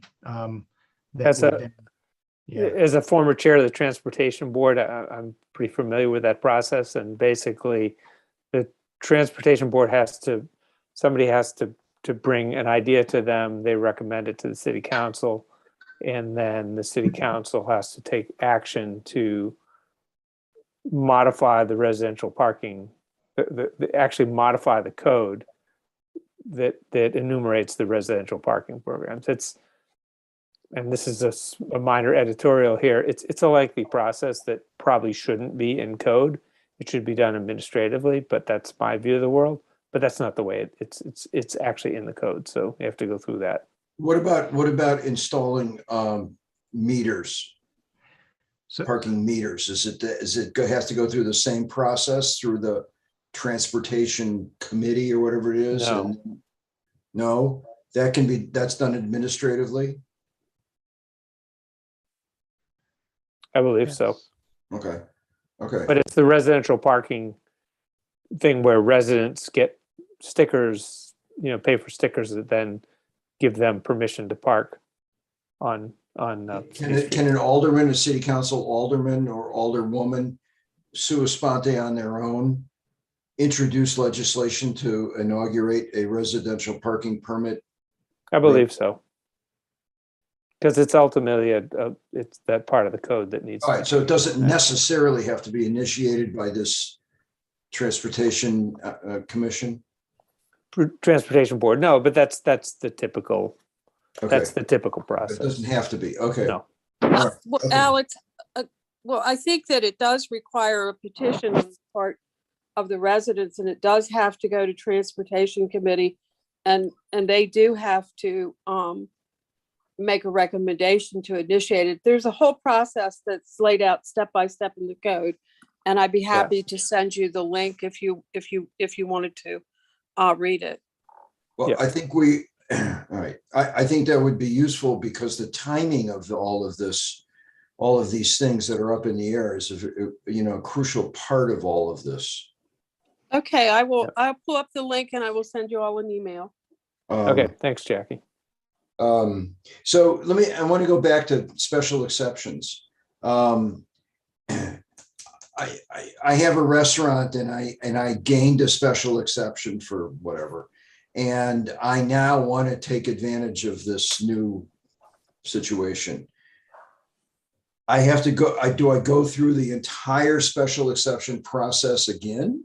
Or is it amended and administratively granted, or what's the process? Well, I can answer that. If you have a special exception and you want to expand your seating by adding outdoor dining, for example, or many other things, it requires you to go through the special exception process, the total process that you would have gone through originally, in order to amend it. So if someone wants to add outdoor dining in their parking lot under the current code requirements, that is what would be required. Okay. And it now- would be evaluated for how it complies with the standards for special exceptions. Okay, now I'm going to ask you about those standards, and Mm-hmm. do those standards include effect of their activities on the surrounding neighborhood? Actually, Yes, they- specifically, does it include the effect of parking, using on-street public parking, the effect of the pressure on that? Does that feed in? Is that among the standards that have to be applied? Well, there isn't that kind of specific language in the standards, but you do look at impacts on adjacent properties. They're written in a broader way. I'd be happy to send you also the standards if you wanted to review those. If Please. that's relevant to Yes, what you're talking. Yes, because I think that all of this needs to be countenanced. Mhm. I would appreciate. Not all restaurants are special exceptions, so let me just clarify that. That's If a restaurant exists because it is a special exception, then if you want to make those types of changes to it, you would have to amend the special exception. If it exists because it's allowed as a permitted use, subject to standards, for example, which applies in the MX district for the most part, then you would be able to modify administratively. So there are different, our restaurant processes are really pretty complex, and so you really have to look at different situations in terms of what would be required to modify. But Okay. generally speaking, I would say in most parts of the city, if you have a restaurant with more than 50 seats where you want to have a bar and outdoor dining, et cetera, it is a special exception. Okay, thank you. And I'm going to send you an email with the standards in it. Okay, and I will read it, and then there's a quiz tomorrow. You should know these standards because you all used to review special exceptions when you were on the planning commission when we did that. They used to all the special exceptions used to come to planning commission for a recommendation and then go to the Board of Appeals for approval. Many years ago. Many years ago. Yes. My memory doesn't go back that far. All right, thank you. Okay, Okay. more questions from other commissioners? Okay, well, barring any, it's time to open I declare the public hearing on 0922 open. And as a courtesy, I see Alderman Chandler is here, the legislation sponsor. So we'll give him first crack at talking about the legislation. And then I also see Alderman Arnett. I assume he wants to say a few words. So we'll start off with you, Alderman Chandler. Take it away. And Thank you, Mr. Try to be as brief as possible. Thank you, Mr. Chairman. I see Ben Sale laughing at the concept of me being brief. All right. Well, thank you, Mr. Chair. So When regards to the behaviors mentioned by Mr. Lashinsky earlier, it is very much worth noting that several real-world studies have shown that reducing and eliminating parking requirements have actually reduced auto use into the neighborhoods as people have actually found alternative methods of getting around. Some of these include parking at mixed-use centers in small cities, which was a study of Brattleboro, Vermont, Northampton, Massachusetts, and West Hartford, Connecticut, which showed a direct causation with parking reductions and alternative transportation methods such as walking and biking. Same thing with linking off-street parking to local transport and resiliency policies by David King, which studied other small cities in the United States, such as Berkeley, Cambridge, and New. So there is documented real-world studies and proof that reducing or eliminating parking has a reduction in automobile use and a reduction in sprawl. I would say since the presentation that I covered back in March, there have been a couple relevant examples for why we need to implement these very common sense parking reforms as quickly as possible. The first one is the Maryland General Assembly passing the Climate Solutions Now Act with a goal of a 60% reduction in carbon dioxide emissions by 2031. Now, considering that the EPA, as I covered in my last presentation in March, shows that personal automobile use is the biggest carbon dioxide producer in the United States, especially in our area. If we do not cover these things that are documented to lower car use, we might as well just ignore what the General Assembly has set for us, because we will blow past it. I say that without exaggeration. The other is a highlighting for how important it is to start implementing these programs now, as we are seeing globally, especially in India and Pakistan with the heat waves now, that we are seeing the first of climate crises, of actual production of climate refugees throughout the world. I'm a younger person. As a millennial, I am going to live to see many more of these. And unless cities take part in actually trying to reduce greenhouse gas emissions, which again, it has been documented several times that reducing or eliminating parking requirements leads to a reduction in the use of the biggest polluter in the United States, we're going to get more. So I refer most of the stuff to the past presentation. There was a couple more studies, but I yield my time. Thank you. Any questions for Alderman Channelmeyer by the What studies have you found that look at situations in which they're not mixed use parking lots and so forth, but the pressure, the impacts will be on street parking, which is a public commodity, according to Professor Stroud? Shoot, yeah.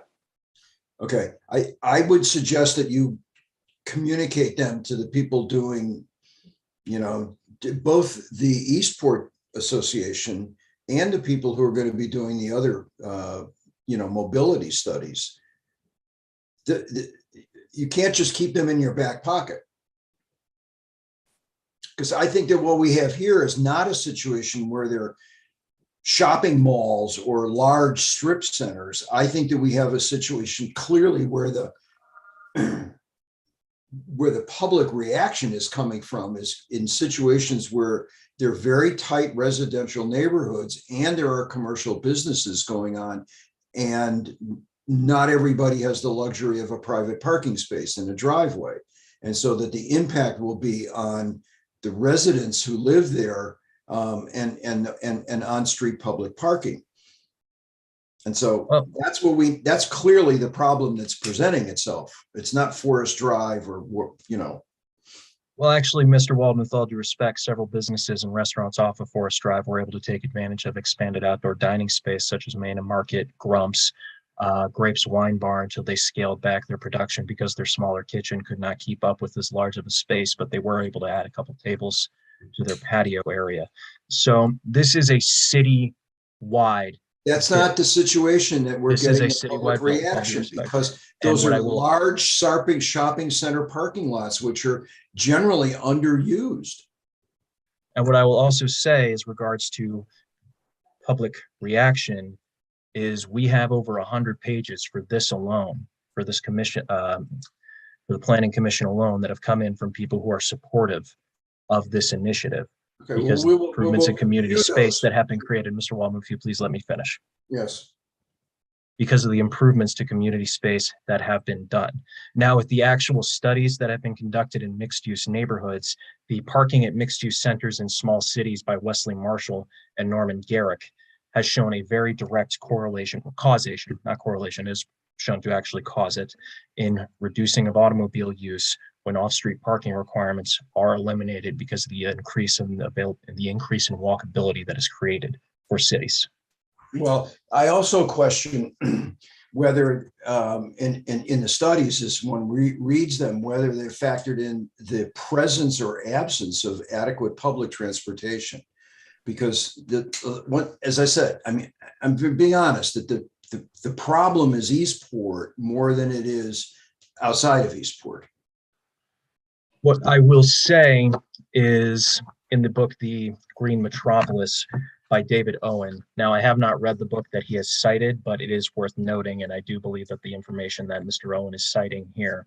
There is the book by Jeffrey Zupan and Boris Parisnov, Public Transportation and Land Use Policy, which has shown that the #1 driver of alternative transportation methods outside of walking and biking is determined by density, something that parking requirements as their very core attack and ruin.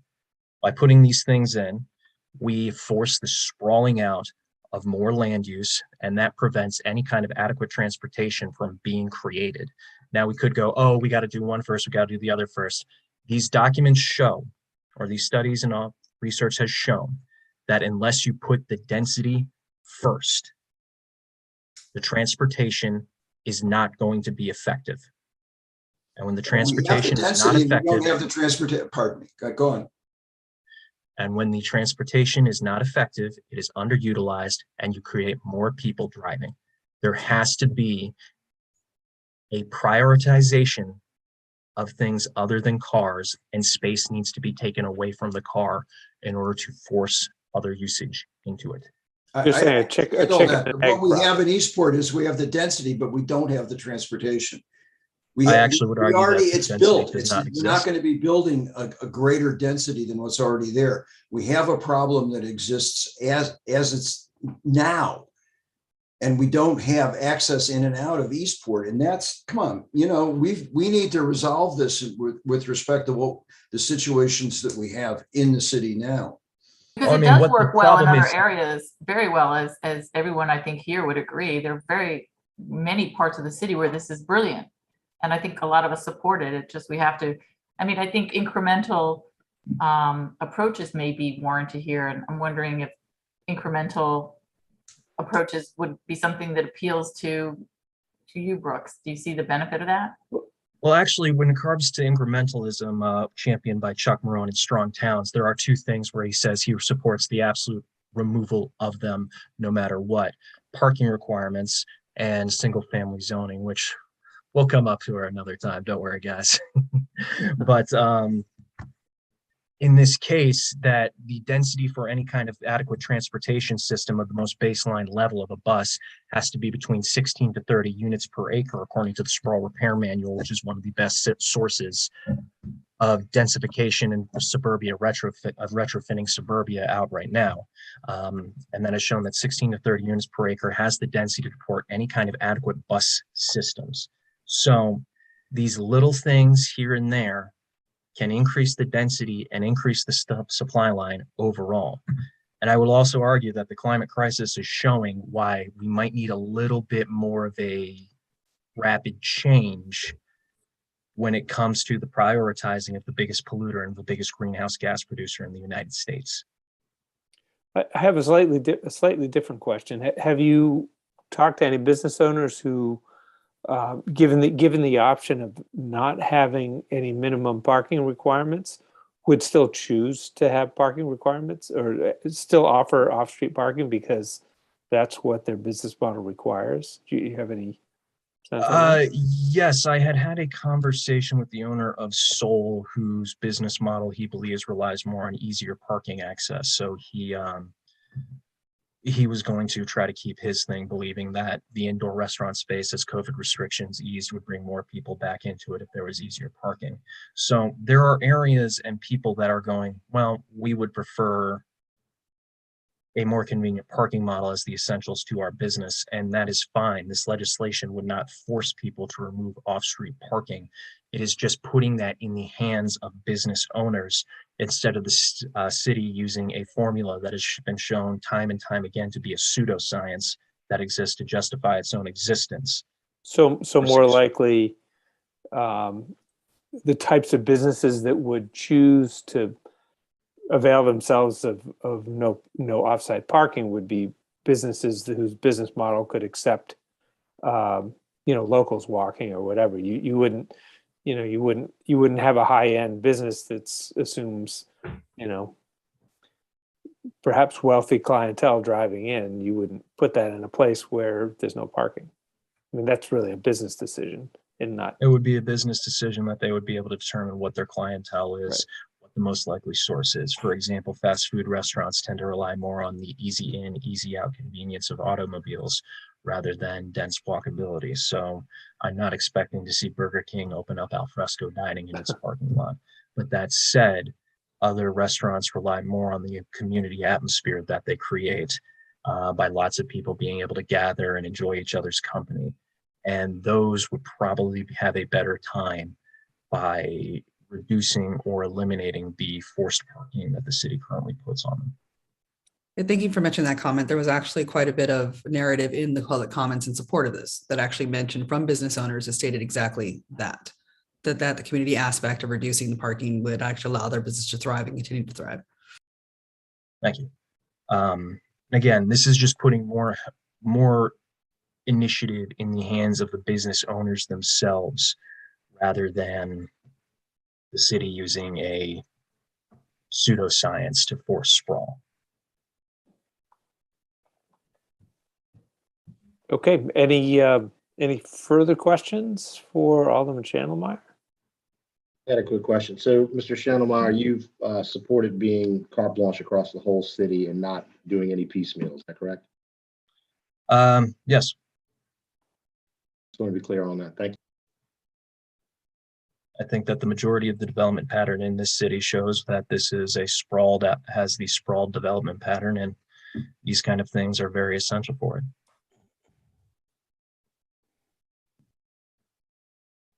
All right. Well, any other final comments, Alderman Chandlemeyer? Glad to be here. Yeah. Thank you. All right. Thanks. So now we'll give the courtesy to Alderman Arnett, and as I asked Alderman Chandlemeyer, if you can make whatever comments you have as brief as possible, that would be much appreciated. I'll be very brief. Thank you for the opportunity to speak. First of all, I highly recommend you look at Mr. Lashinsky's staff report many times, as I have. It's really quite dense. There's a lot of information in there. I also want to thank the planning staff for their quick response in doing the contract with BAE. I think that's going to give us a lot of useful information. I do have concerns about the one size fits all, but more specifically, just putting it on the table. I think this is something that is going to be very deleterious to Eastport, the one area or one of the few areas of the city that actually exemplify the things that Strong Towns talks about moving to, which is highly dense areas and mixed use areas and so forth. But I think that this is a time to hear from the public, not from the electeds. I'll get my chance when we go to committees. So I thank you for the time. Yeah. Great, thanks. All right, so we have some members of the public signed up to speak. Julian, do you want to start to meter people in? Yeah, Mr. Dales is with us. And then Mr. Reichart. Okay, well, Mr. Dales, take it away and, 3 minutes, more or less. Go Thank you, Mr. Chairman. ahead. Hello, commissioners. Good to see you all. I think it's important to 0922 that we talk about restaurants in addition to the merits of parking requirements. In Annapolis, the hospitality industry is made up of small businesses, but it's the second largest industry in the whole city, accounting for more than 13% of all jobs. And for a lot of younger people, and for many who've not had the wealth or privilege for higher education, restaurants provide vital employment opportunities. And for many others, Annapolis restaurants provide a home away from home or a gathering place. So for small business owners, employees, patrons, Annapolis restaurants really are the lifeblood of the city in some ways. Old, outdated parking requirements that result in paved surfaces are holding us back. Not only do they create paved surfaces where instead there could be outdoor spaces for people, they also restrict what can happen inside a restaurant. And almost always, people I talk to are shocked to learn that their favorite restaurants can have no more seats inside because they can't fit any more spaces on the site. But I think, as you heard from Alderman Schandelmeyer, and you've probably seen in some of the written testimony, most, if not all, of the sort of leading urban policy and planning experts at Strong Towns or any of the other blogs, you can look at Greater Washington locally, agree there's not really any justification for parking to be required on site. In fact, our greatest places like downtown Annapolis don't and can't accommodate parking on site. And in those places, that's you see people walk, bike, or use rideshare. Admittedly, that we also see transit uses in places that have better transit than we do here. On the other hand, mandatory parking requirements go a long way to ensuring that places continue to look like auto-oriented suburban sprawl. And without the opportunity to build significantly greater heights than we'll ever permit here, and in the near future will permit, structured parking just isn't feasible, and surface parking will necessarily dominate our landscape. Even in suburban areas, though, we don't need to mandate parking requirements be on site. When on-site parking is demanded by customers or required, restaurants are going to provide that voluntarily. And in this sense, at least, the market will handle that matter. And I know that many people are saying, that letting restaurants make the choice could unfairly cause parking at restaurants to spill over into residential areas. And again, I would admit that in some cases, that's a fair point. Most specifically, I think older residential neighborhoods like downtown, where it's not possible to have driveways or carports, residential streets really should be restricted in some way to residential uses. But in most areas, I'd say especially where it's possible for residents to park in their driveways and where sites can accommodate driveways and they can have 1 or 2 cars on site, we need to remember public streets belong to the public, and that's everyone in the whole city, not just the people around the streets. So so the people who may have objections in these areas are lucky to live in walkable areas. But those streets in their neighborhoods, especially when they can have their cars off the streets, aren't there. They don't have a priority to those public streets. I'd note that in Eastport, which is what we're talking about a lot here, it's become a focal point for this issue, eliminating parking requirements is most appropriate. That's where you do have more than 75% of the single family homes have driveways. You can get driveways off the street. On the other hand, you've got businesses in commercially zoned districts that absolutely do not have the space for big parking lots. And that's a prime area where the public should be able to enjoy those sites and not have parking lots take up all those areas where we've said we do want to see restaurants. So as a city public, it would be absolutely valid for us to decide those streets, which are a public resource, should be shared, not necessarily given to restaurants. There's some restriction would be appropriate, but shared between residents in those areas who want to have additional street parking for maybe a 3rd or 4th car, and restaurants that are open to and benefit the public. And to be really clear about Eastport, I'm not opposed to the study suggesting a regulation of on-street parking to keep the residential uses there or having metered parking in some way. Generally, though, other cities all over the country are making this realization and talking about parking reform generally. There's over 200 jurisdictions now that have acted to eliminate or reduce outdated parking requirements. Those really are a creature of a different time, the 60s and 70s, when everything was auto-oriented and people really didn't have the option of rideshare. Together with colleagues from around the city, I've collected over 200 signatures in support of 0922. And many of those people are also recognizing that we need to question and reverse this old harmful assumption that and remove these outdated parking requirements from restaurants in areas that are benefiting our community and should be benefiting our community instead of unnecessary parking lots. Thank you very much. Thank you, Mr. Dales. Appreciate that. Got Okay. one for- Yeah, I got a question for Phil. I'll go first if you don't mind. Hey, Phil, and also Jackie, we already have a special exception process that accommodates this if a restaurant wanted to come in, right? We do have a special exception process with regard to the reduction of parking requirements.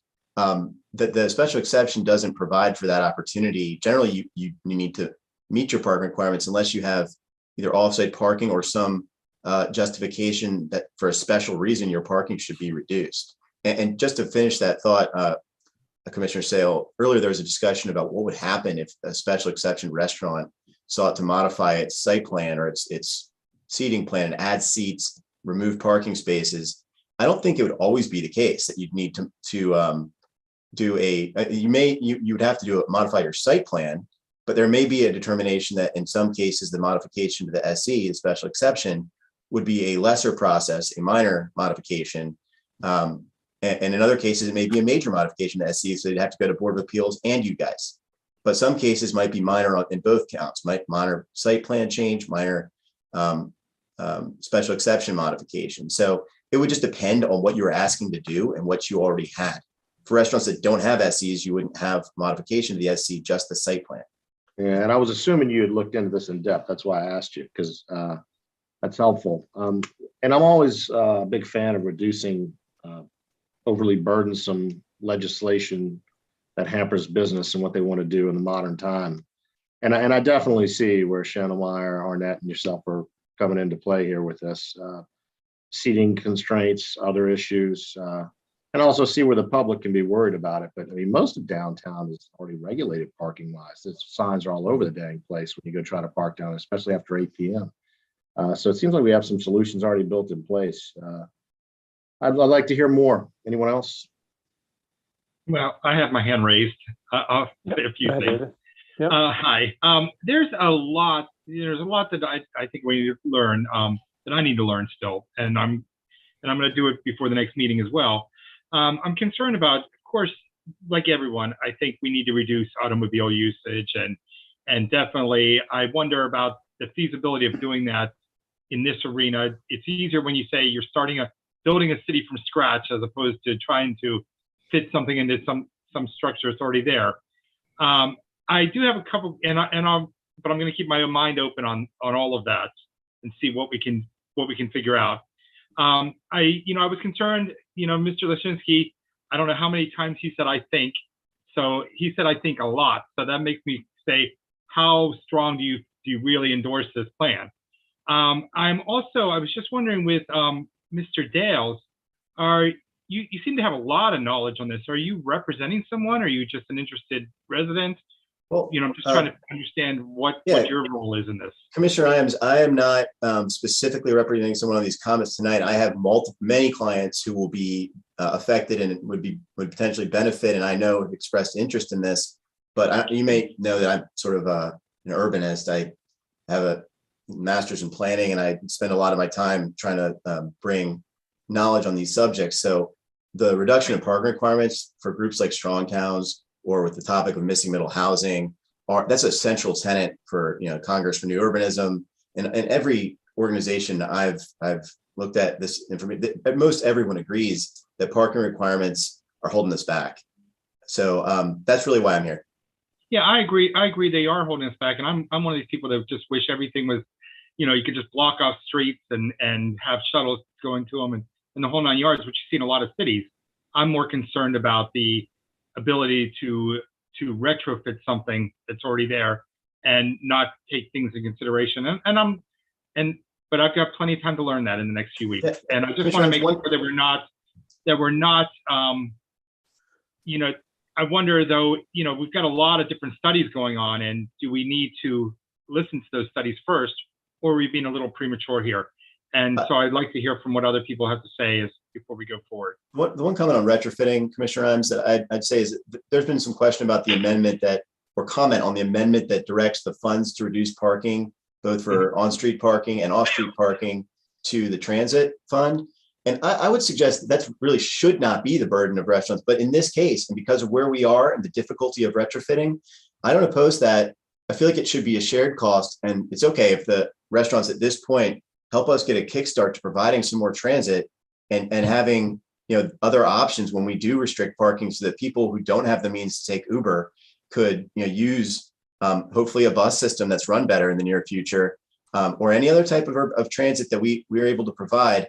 I think that is appropriate. In this case, is a good quality of this amendment or of this bill. Okay. Alderman Thank you. Schneidermeyer, you have a comment? Thank you, Mr. Chairman. Mr. Imes, so a very interesting case study of retrofitting an urban environment into being less car dependent can actually be found very recently in two major metropolitan areas that until recently were pretty car dependent. Paris, despite actually its notion as this walkable European city, was one of the more car dependent cities on the continent, and Mexico City. What they did very recently is they had very forward-thinking elected leaders who decided we are not going to tie ourselves during the climate crisis to car dependency. And they put a vast amount of resources into reducing and taking away space from cars and making them more pedestrian friendly, more community focused. There was a big emphasis on taking lanes and parking spaces away and putting them for biking or walking. And in a very short amount of time, by city planning standards, about 3 years, they significantly reduced automobile traffic and significantly induced demand for walking and biking to get around the city. So there has been some very good real world cities where this has been done. And it all started by people having the belief that you plan for the city that you want. It's that forward looking momentum and vision that helps areas actually achieve these goals. And I hope that we as a city look into making the correct investments in public transportation and other things, because as I think anybody can say right now, our public transportation system in this city is not very good. And maybe it's going to get better as we go forward. But right now it's something that very little people use. The buses are just a nightmare. So maybe downtown it's a little bit better, but other areas it's not. I will tie that to the density conversation another time, but I've said it a lot, and Mr. Plan has asked me to not be as long-winded as I like. Okay, well let's get on with more testimony. I think next up is Bill Reichard. Why don't you tune in, Bill? I think you're speaking on behalf of the Eastport Civic Association, I would imagine. I am. Okay. Good evening. Thank you for giving me an opportunity to speak with you tonight. Good evening, Bill. I am the president of the Eastport Civic Association, and we have submitted a document to you. I'm going to presume at this point, all of you have had an opportunity to read that, and I'm not going to go through that in other than to do a couple of highlights. What I want to do is tell you what we are doing in Eastport and give you some suggestions about how to move forward. First of all, we have in the Eastport ECA formed about 2 months ago a working group with the Eastport Business Association. That group has 10 members, equally between members of the Civic Association that represent residents and business owners, including restaurant owners. And the purpose of forming that work group was the realization that we were going to be facing, as well you now know, and we know, continuing problems related to parking, the pressures of the Hillman Garage coming down, the coming impetus for the permanent outdoor dining legislation, and the legislation 0922, which is the primary subject for tonight. So we saw this coming. And we thought that probably the best thing to do was to get the people who live there and work there and have businesses there to take a close look at solving some problems. We completely agree with Mr. Lashinsky's and the staff's identification of three major prongs when you consider 0922. There needs to be, and I'm going to be speaking from the perspective of Eastport. And I might say that when somebody asked how many studies have been done in Eastport, part of this work group's first task was to collect all of the data that had anything to do with parking in Eastport and problem solving about that. And I think the first study was back in 1990. There have been 4. The last 2 were 2016 by the city and 2018 by the commissioned Eastport parking study commissioned by Alderman Arnett. All of those are published. All of them have recommendations. And one of the things that stood out to us was how similar, if not identical, some of these recommendations were going back to 1990. Having said that, the staff's recognition that one of the prongs of looking at 0922, at least from the standpoint of Eastport, if not all of Annapolis, is to develop some coherent approach to parking.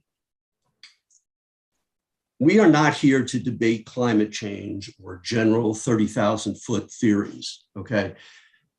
We're not here to contest that. We're not here to contest the notion that we would like to have more cars off the streets, more bikes on the streets, and have a workable city. What we are here to do, and what we've been trying to do, is look at problem solving and help you do that with us. The second prong for Eastport is if you have a plan that's going to work regarding management of parking, you also have to have a mobility plan. And that goes into, and those have to come together. If you're going to move cars away, you have to have an ability for both businesses and residents to, tourists and otherwise, to move in and out relatively easily. So that's a second prong identified in the staff report, and we completely agree.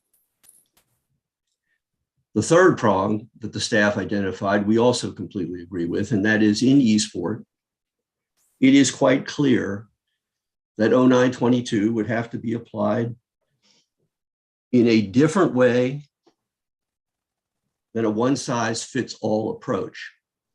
I'm just going to say it flatly. A one-size-fits-all approach relative to Eastport is nonsense. What is important is to have it integrated into such problems as dealing with the B1 and B2 zones in the R2 and C district in Eastport, and to look at the good work of the Waterfront Maritime Task Force, changes in the code that came out of that work, and the impact that 0922 could have or would have in our maritime zones. That's the third prong, we agree. The question came up as well, what is this? It's not a study. This is a working group, okay? This is not another study. And let me clarify a couple of things. And I don't want to take up all my time by sharing all of the work we're doing, okay? But I want to tell you what it is and what's happening. And I'm going to say right now that I'm going to ask on behalf of that work group, and I'll take it back to them, we meet again on Tuesday, that this planning commission give us some time to come in and talk to you about this, okay?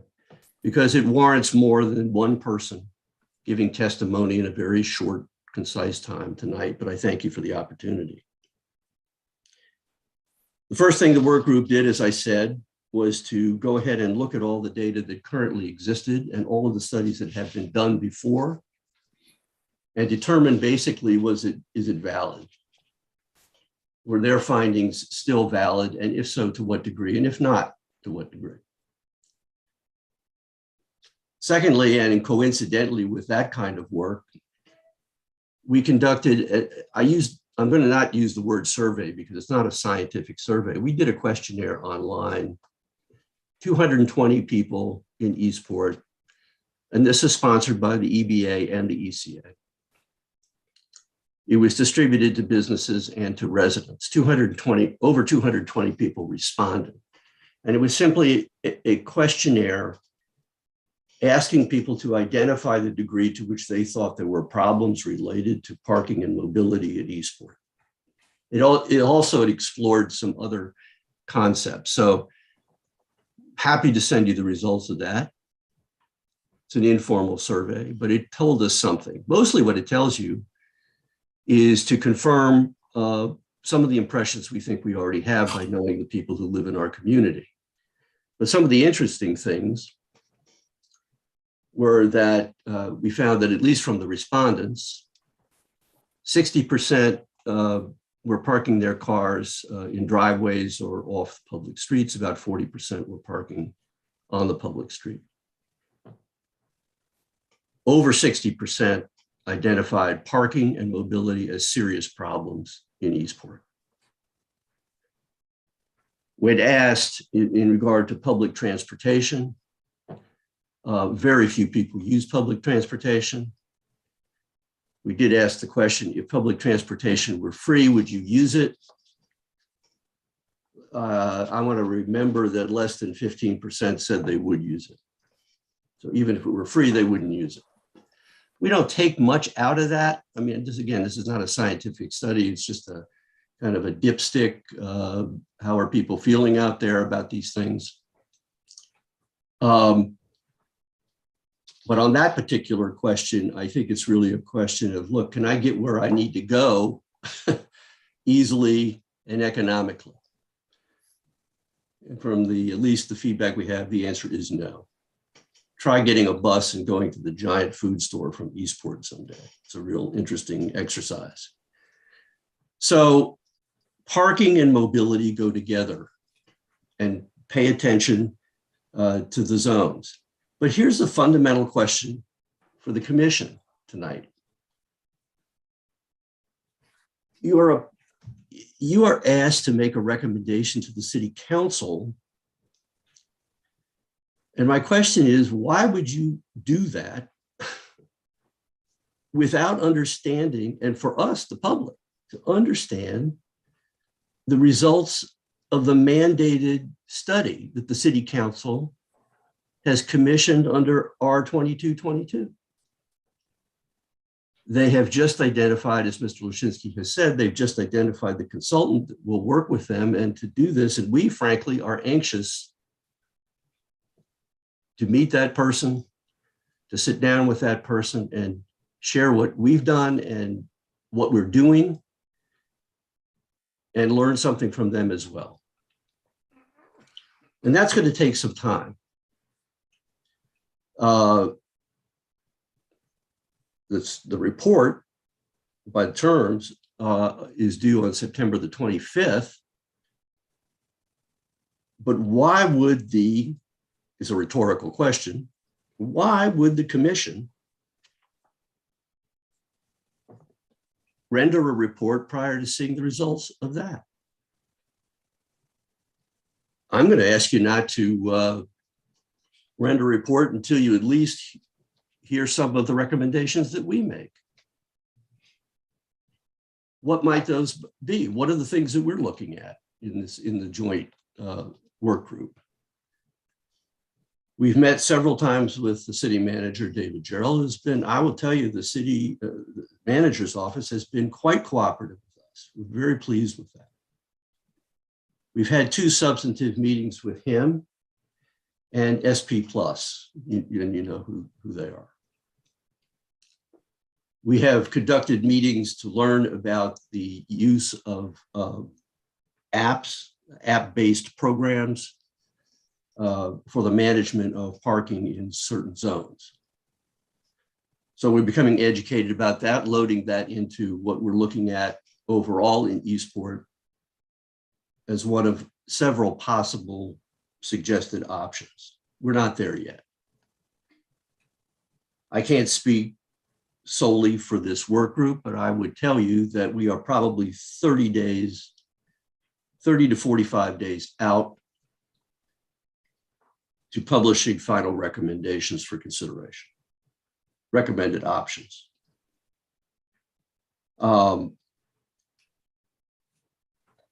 We initially thought we'd be finished by the end of April. Obviously, that came and went. And the primary reason for that was that there was just some delays in scheduling. There were some delays in receipt of information from the city. But it's all good, and we're moving along. But there's a time frame. There's a beginning and the end here, okay? And I am going to have to respond to the sense that I get in talking to some of the city council and some other people, that there is this sense of urgency that is, well, it is urgent, it is important. This is the time we really need to do it. I suggest it's going to be done, and I hope this time it's done together with significant input from the public and an educated public. All of the studies we hear about, we're interested. We want to read them. We want the people to see them. And if they are to be debated in any sense at all, fine. But we don't have time for that as a priority right now. Okay. We want to get some problems solved. So I wanted to give you a little bit of an update on that, tell you what this work group is. I mentioned the fact that we did a questionnaire. One of the things that we talked about finally is that when we have those recommendations, when we have options, we'd really like to circulate that in another questionnaire to the public in Eastport in terms of their input to suggested options. And give them a voice, give them an opportunity to weigh in on it.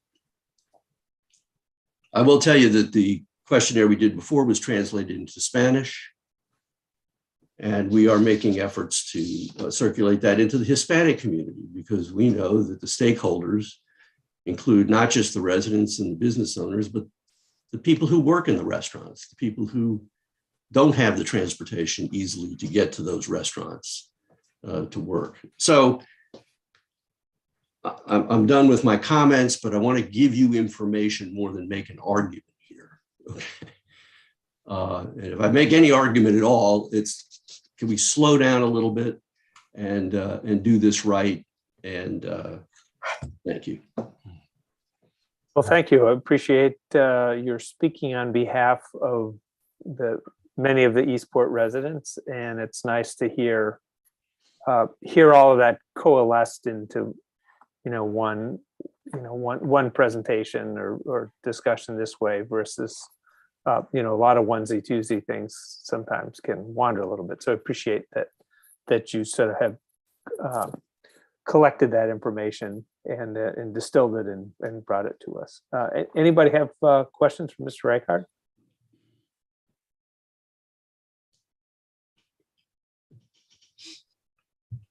I have a quick one, Bill. I'm not on the Civic Association board anymore, and I don't even know where we are in terms of membership, but I think it's over 500. 660 plus and growing. And do you know how many businesses are in the Eastport Business Association that you're representing, or not representing? But I don't know. Mike Tomasini, as you know, is the president of the Eastport Business Association. He is a member of the work group. And he's the pirate ship guy? He is. And Kevin Colbert, Davis Pub. Davis. Very valuable part of our work group. So we're in communication with the restaurants. I saw Mr. Dale's testimony tonight. I met Mr. Dale's for the first time last week. We had coffee together. He represents a number of business interests and restaurants in the Eastport area, and we talked about ways to work together, ways to share information. So that's what we're into. And so I'm glad to see he was here tonight. Now, what mechanisms have you used for your questionnaire? I mean, have you? We're using in terms of survey. getting- Yeah, we're using But I survey. mean, in terms of getting the word out, just doing that via social I'm media sorry. and in your email list, or Yeah, we have a newsletter. We have a Facebook page and we have a website. And we put out lately, because within the last 6 months, we're trying to up our game a little bit in terms of media and social media communication.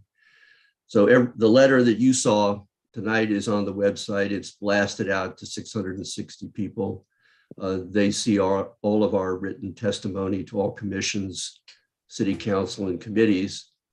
That's how it goes out. The EBA has a similar list. And when we did the survey, the questionnaire, I get in trouble when I say survey from people who are statisticians.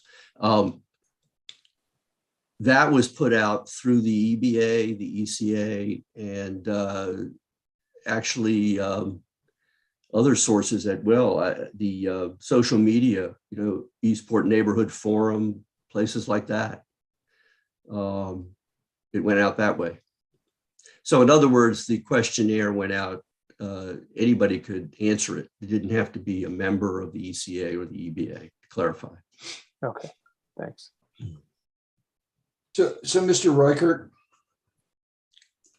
you said that one size shouldn't fit all. I want to know, in Eastport now, with outdoor dining, with the 6 month or whatever extension of outdoor dining permission. Yeah. Your two major restaurants on, what is it, 4th Street, Forward Brewing, and well, you have Davis's Pub, Forward Brewing, Davis's, and at the other end, whatever, your major restaurants and bars there already don't have to have parking. How would 0922 change anything in Eastport as it is now? I'm sorry, Mr. Waldman, your audio is bad. Can you hear me? Yeah. Okay, I'm having trouble hearing you, so. Maybe should I repeat myself? You're still breaking up, but You sound clear to me. My internet connection is unstable. Maybe that's a reflection of my mental state of mind. You sound Bob, very you're clear to stable me. connection to somebody else. It's not you. Yeah, you're clear to us. You're clear to us, Bob. My internet connection is unstable, and I guess so am I. So I'll save everything for some later time. okay, I'm sorry. You are breaking up, so I'm sorry I didn't hear your full question.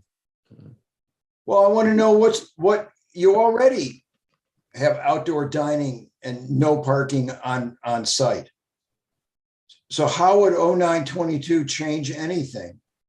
And if 0922 is passed, what's going to be the response of the Eastport residents? Let me take them one at a time. I did hear the last part of the question. Let me take it one at a time, just from my point of view. First of all, there is on-site dining and restaurants in Eastport. Parking, I'm talking about. Parking, I'm sorry. Parking. There is on-site parking. In fact, it's currently a requirement for certification. So Boatyard has on-site parking, and so does the brew pub, I believe. No, they're both waived. Right.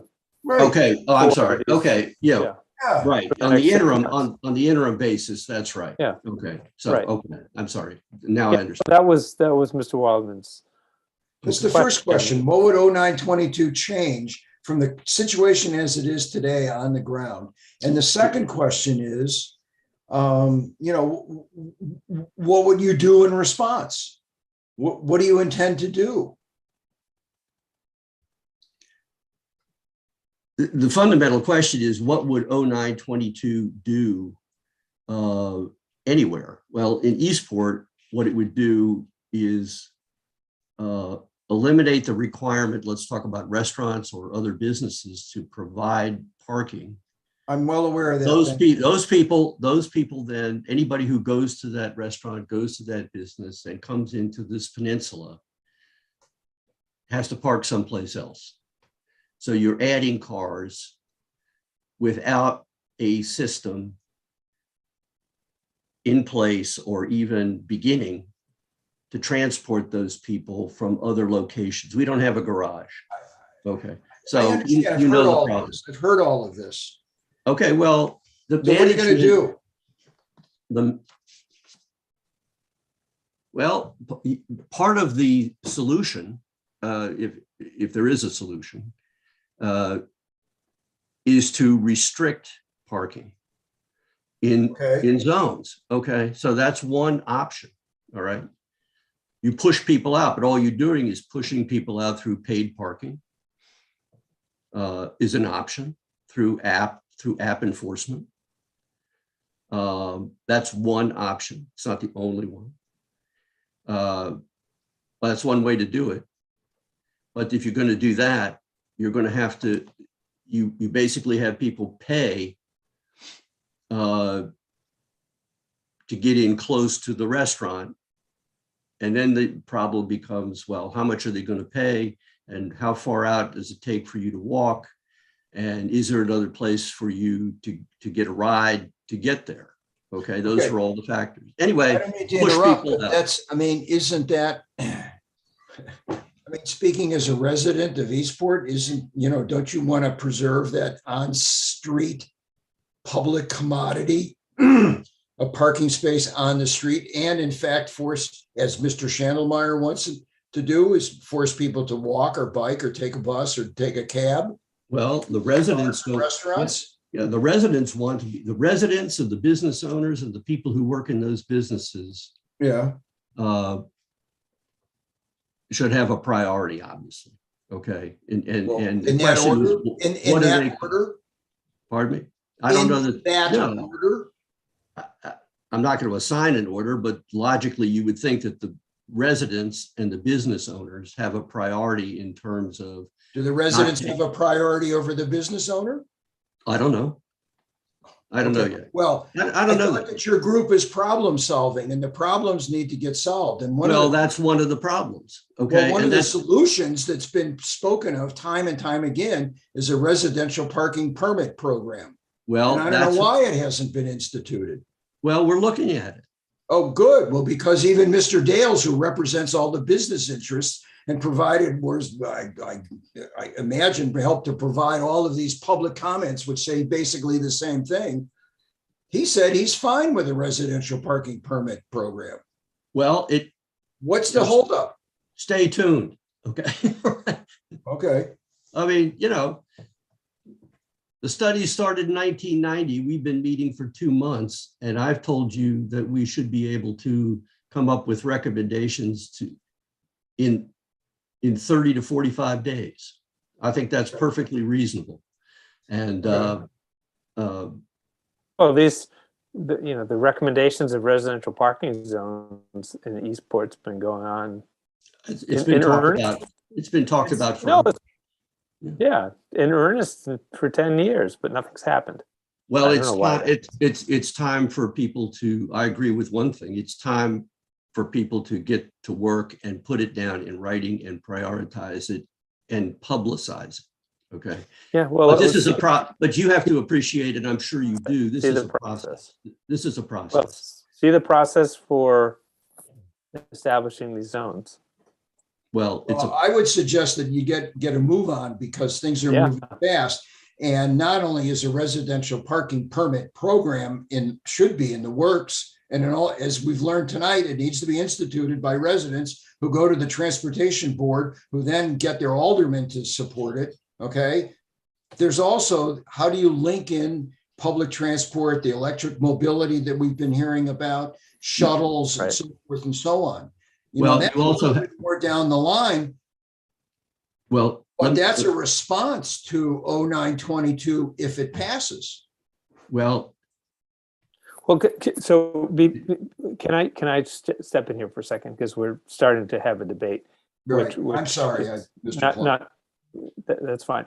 But I would suggest and we can take this up offline, I think a work session where we could have a debate around a table would be a fine thing to do.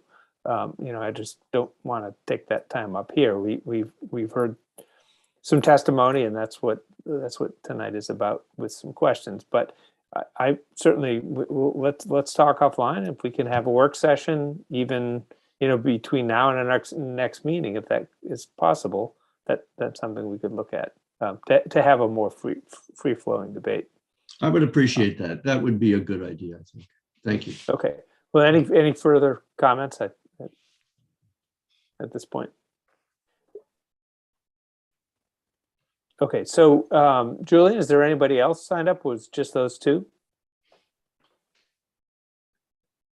That is everyone. Okay, great. Well, at this point, in order to keep the meeting flowing here and not go too much longer, we have a little bit of regular business. We'll leave this public hearing open until our next meeting. And hopefully people who have watched this may have additional comments to supply to us for our next meeting. And, perhaps we will have some additional work session or something like that at some point in the future. Okay, so with that, unless any other commissioners have anything else to add to this topic, we will move on.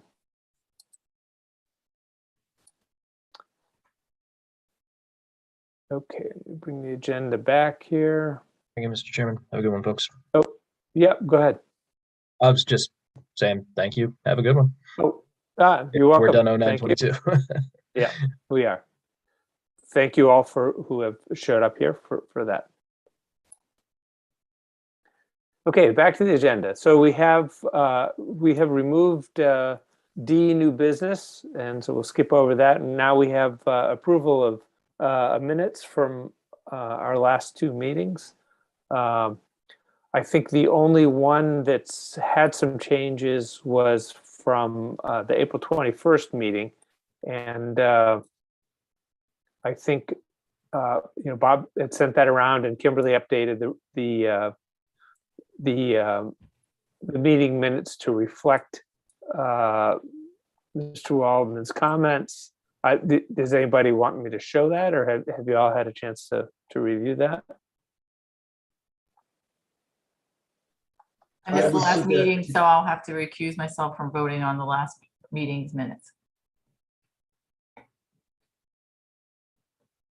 I was not at the meeting, but I see the minute. I saw the minutes, and there was a second iteration, and I had no issue with it. But I guess I should also abstain. Yeah. So let's take this the 421 meeting minutes first. Can you post? Can you post the edited version? Yeah. Let me share that real quick here. Make sure you get the second edited version. There's two of them. So. I have it. Yep. And thank you for the fine work from our staff. Appreciate it. Okay, here's the edited version, and I'm showing here specifically the part that Mr. Waldman added. Yeah, right. Pointed out that the auto park in City Dock alongside Susan Campbell Park will severely diminish the attractiveness of what could be the most attractive part of the City Dock. I think I certainly remember that comment very well because I happen to agree with it. I'm sure other people would recognize that too. Brilliant paragraph, Bob. Good one. So I'll entertain a motion to approve these as amended. Well, I'll second the motion. Motion to approve. Okay, so we have a motion and a second. Any further discussion? All in favor? Aye. Say aye. Aye. And I think we have a couple of abstentions, and those Abstain with just for support. Kimberly. Okay. Was anybody else not at the last meeting that, I think I abstained also. at this okay, meeting. yeah, Diane also. We were on Diane's boat boozing it up. Sorry. All righty, great. Well, those pass then. Okay, so back down to, let's see, the minutes from 3:31. So just to that was a couple of months ago.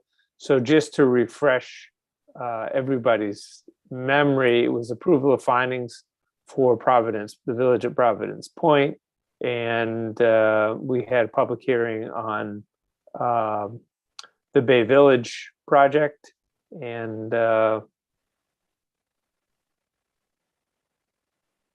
let's see.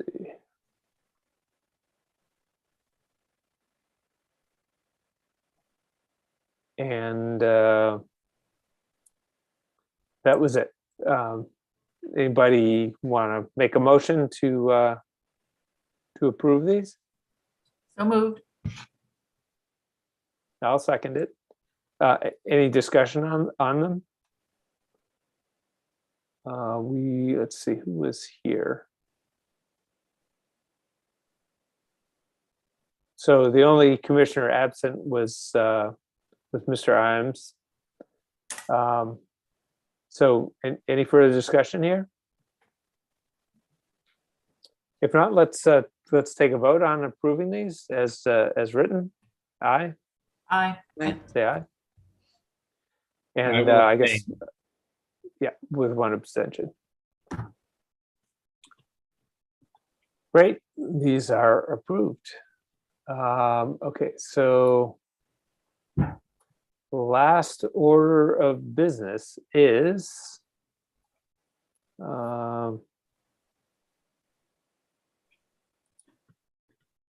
approval of findings for 0622 medical cannabis dispensaries. And so I got the, let me share those, the write-up from Mr. Swakianudis.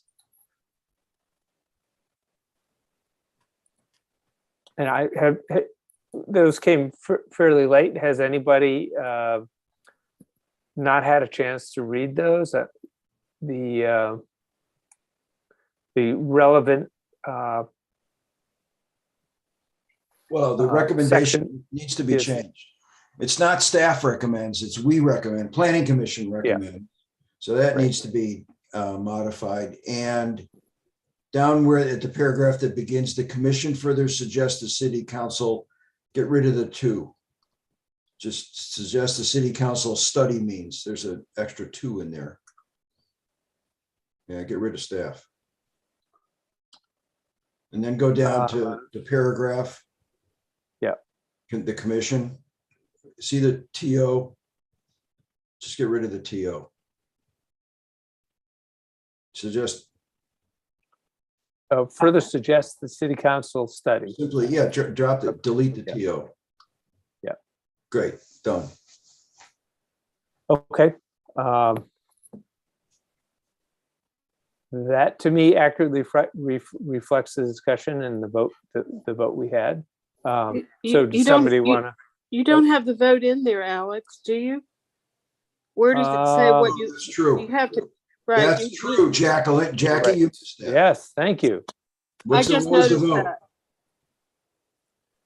Kimberly, This was my first attempt. you did a wonderful job. Yes. Kimberly, do you know what the vote was? I'm bringing it up now, just a second. Well, why don't you put the planning commission by a vote of recommends? Anyway, it doesn't make any difference. Yeah, I like that. No difference, no difference. It was 4-0 and Mr. Waldman abstained. Right, because I wasn't there for the first part of the discussion.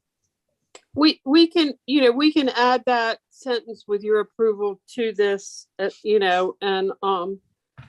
and then submit this on behalf of the planning commission to the city council, if that's acceptable. We can That's add great. that sentence. Okay. Yeah. Oh, look, she just did that. It's all You done. need to add, Yeah, right, I did that. Okay, you do need to add if someone abstained also. I think I mean, I'll have to abstain because I wasn't at this meeting, I don't think. Correct. From that So- meeting, I have Mr. Sale and Ms. Butler absent, and Mr. Waldman abstained from the vote. That's correct. So in favor were Mr. Pline, Mr. Imes, Mr. Svakianudis, and Ms. Rubio Dorsey. okay, so what we just do it down at the bottom where it says it's approved and submitted is just eliminate Mr. Sale and Ms. Butler from that list down there. So it's been approved and submitted by the people who were at the meeting and were participated in the hearings. Right, so just, I was I'll missing fix, that. So we for can yes- edit that, Alex. Okay, all right, that's fine. Yeah, you need And to I will remove my name also, at the bottom. and remove those two names at the bottom. We can do those, we will do those edits for you Okay, with your well, permission. do you have this, Jackie, or should I send Yeah, it to you? well, resend it to me because you've made some changes from the copy Okay, that I had, and then I'll make the final changes and forward it to the city council tomorrow to whoever's doing Jacqueline Lee's job. okay. Jacqueline Lee? Jacqueline Lee resigned several weeks ago, and on Oh. last Friday was Right. her last day. Oh, I didn't know that. Yep. Okay, so I think we have, do we have a motion? I can't remember if we have a motion on the floor to accept these as recommended or as edited. Yes, I so moved. Have a second? I'll second. Great. Any further discussion? All in favor? Aye. Say aye. Aye. Any nays or abstains? I abstained since I wasn't here for either one of those meetings. Okay, Mr. Salas abstains. Me too. Oh, and Ms. Butler abstains also. Right. All righty. Well, thank you all. And I think at this point, we get to adjournment. Okay, for the next meeting, Alex, you just have the continuations of the two hearings that were begun tonight. And I don't know if the record plat will be back on the agenda, but that could, but there's nothing new that's Okay. been I'm advertised. sure, I I'm know. sure the record plat will be back on the agenda. Right. Okay. I will- Assuming yeah, they get that fixed up. right. So. So there is nothing else new in that for that meeting.